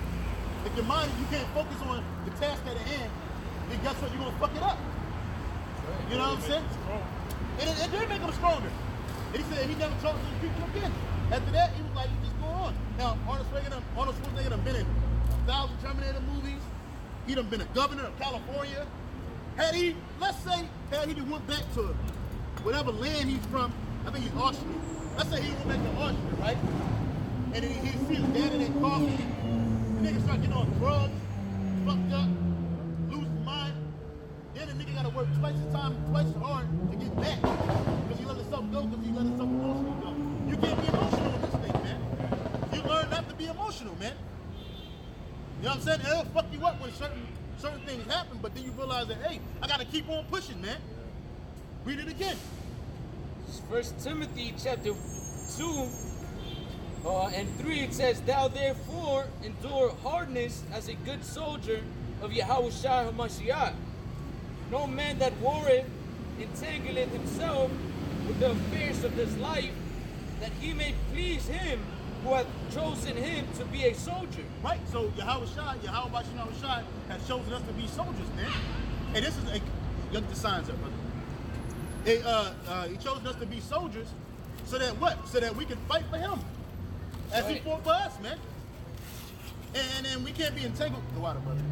We can't be entangled with the affairs of this world, because the affairs of this world are going to be destroyed. You know what I'm saying? We got a job, we go to work. Like the brother was saying earlier, man. He's like, look, man, I've been here all this time. I can get a job, man. He ain't stressing. He said I kind of struggled a little bit, but then I realized that, like, I'll be all right through the spirit and power of Yahushua. But I'm out here. I'm doing my first job. I'm here. So, and guess what? The world gonna reward that brother, man. Matthew 6:33. That's right, man. Seek first the kingdom. That's it. And Everything else will fall into place, man. And that's what Jake don't do. See, Jake getting taken with this world. You get a job, you go to school. All you think about is getting a job in your field that you went to school for. You start giving your life away to the world. And then when you realize that in order to be in this world, you gotta really be in it. You know what I'm saying? If you want to make it, so-called make it in this world, you gotta be part of this world 24/7, 365 days a year. You can't do that if you're talking about being a man of the Lord, or trying to be a man of the Lord, or trying to be a soldier for Yahushua. You can't do that. That should have had you fucked up and twisted and tangled. You know what I'm saying? So that's why my mom's passed away. Yeah. At that point, for me, it was like, as far as the truth, I'm either going to be all the way in or all the way out. That's right. So all the way. That's right. Lord willing, and we got to keep praying and make it. Hey, Hammer said it best. We got to pray just to make the day, man. That's right. That's right. You know, we pray that we can make it. This is the book of Romans 4 and 19. This is Paul speaking about Abraham. It says, and being not weak in the faith, he considered not his own body now dead when he was about 100 years old, neither yet the deadness of Sarah's womb. He staggered not at the promise of the Heavenly Father through unbelief, but was strong in faith, giving glory to the Most High. That's right. That's what you're supposed to be. Strong in faith. Whatever you go through, you give through. Glory to the Most High. The body of Yahushua. You might have, hey, you never know, man. That brother might resign from his job and then get a way better job. He gets some shit where all he gotta do is show up. I believe that. You see? All you gotta do is show up. And even us, man, we know Easter's gonna come down with great wrath, man, and hey, people are gonna, pass away, man, and that could be, we don't know, that could be our family, man. It could be our daughters or our wives, but through the belief that we're gonna see them again, we gotta keep on pushing, man. Or what, you're gonna sell out because your woman died and you just, fuck it, I'm gonna leave this behind. No, man, you gotta keep on pushing. Knowing that the Lord's gonna come through with his promises, man. Everybody that passes away, we're gonna see them on the other side, man. That's right. And this place is about to be destroyed. And it's gonna be more beautiful, man. Because we see our children here, man. We enjoy them when we see them, but it's like, damn, man, they're gonna grow up in this fucked up fucking society, man. This shit is whack. Yeah. And then you're not gonna be able to enjoy your family. Like if you're in the kingdom, man, like the brother we were just going into, we're not gonna be with the children every damn day, but when you are gonna be with them, guess what? you're gonna have the power to do anything you want, man. Yep. And in this side you can, because sometimes they want to do things that maybe you're not in the financial situation to do, or you don't have time, or you're not in the mood. Yeah. But in the kingdom, you're gonna be like, oh, let's do it, boom. Yeah, whatever you want, man. Yeah, man. You're gonna be able to provide for your children the proper way. Dang, bro. This shit is crazy, bro. You don't gotta fucking take this place out. Hey, just ignore it. You're gonna be able to take care of your wives the way they're supposed to be taken care of. You're gonna be able to provide for them. You know what I'm saying? You're gonna be able to experience a real relationship. You know? All of these things we got to look forward to. So whatever we lose here, hey, Yahushua said it best. Let's end it off with that scripture. Matthew chapter 19, verse 27. It's like the last few verses of that chapter. Peter asked, what we gonna receive, man? You got it? Got it. Go ahead and read it. The book of Matthew chapter 19 and verse 27. Then answered Peter and said unto him, Behold, we have forsaken all. Yeah, and that's what we have. You got to forsake everything, man. You know what I'm saying? Peter had a family. We don't know about the other apostles, but we sure they did. They had fathers, but they were so moved by the spirit of Yahweh Shemawashai that they forsook it all for something better. Go ahead. Behold, we have forsaken all and followed thee. What shall we have therefore? Yep. And Yahushua said unto them, Verily I say unto you, that ye which have followed me, in the regeneration, when the Son of Man shall sit in the throne of his glory, ye also shall sit upon 12 thrones, Yep. judging the 12 tribes of Israel. Yep. And every one that hath forsaken houses, So forsaken houses, or brethren, we were talking about our family. We were talking about the houses, the dwelling places, the cities that we from. Go ahead.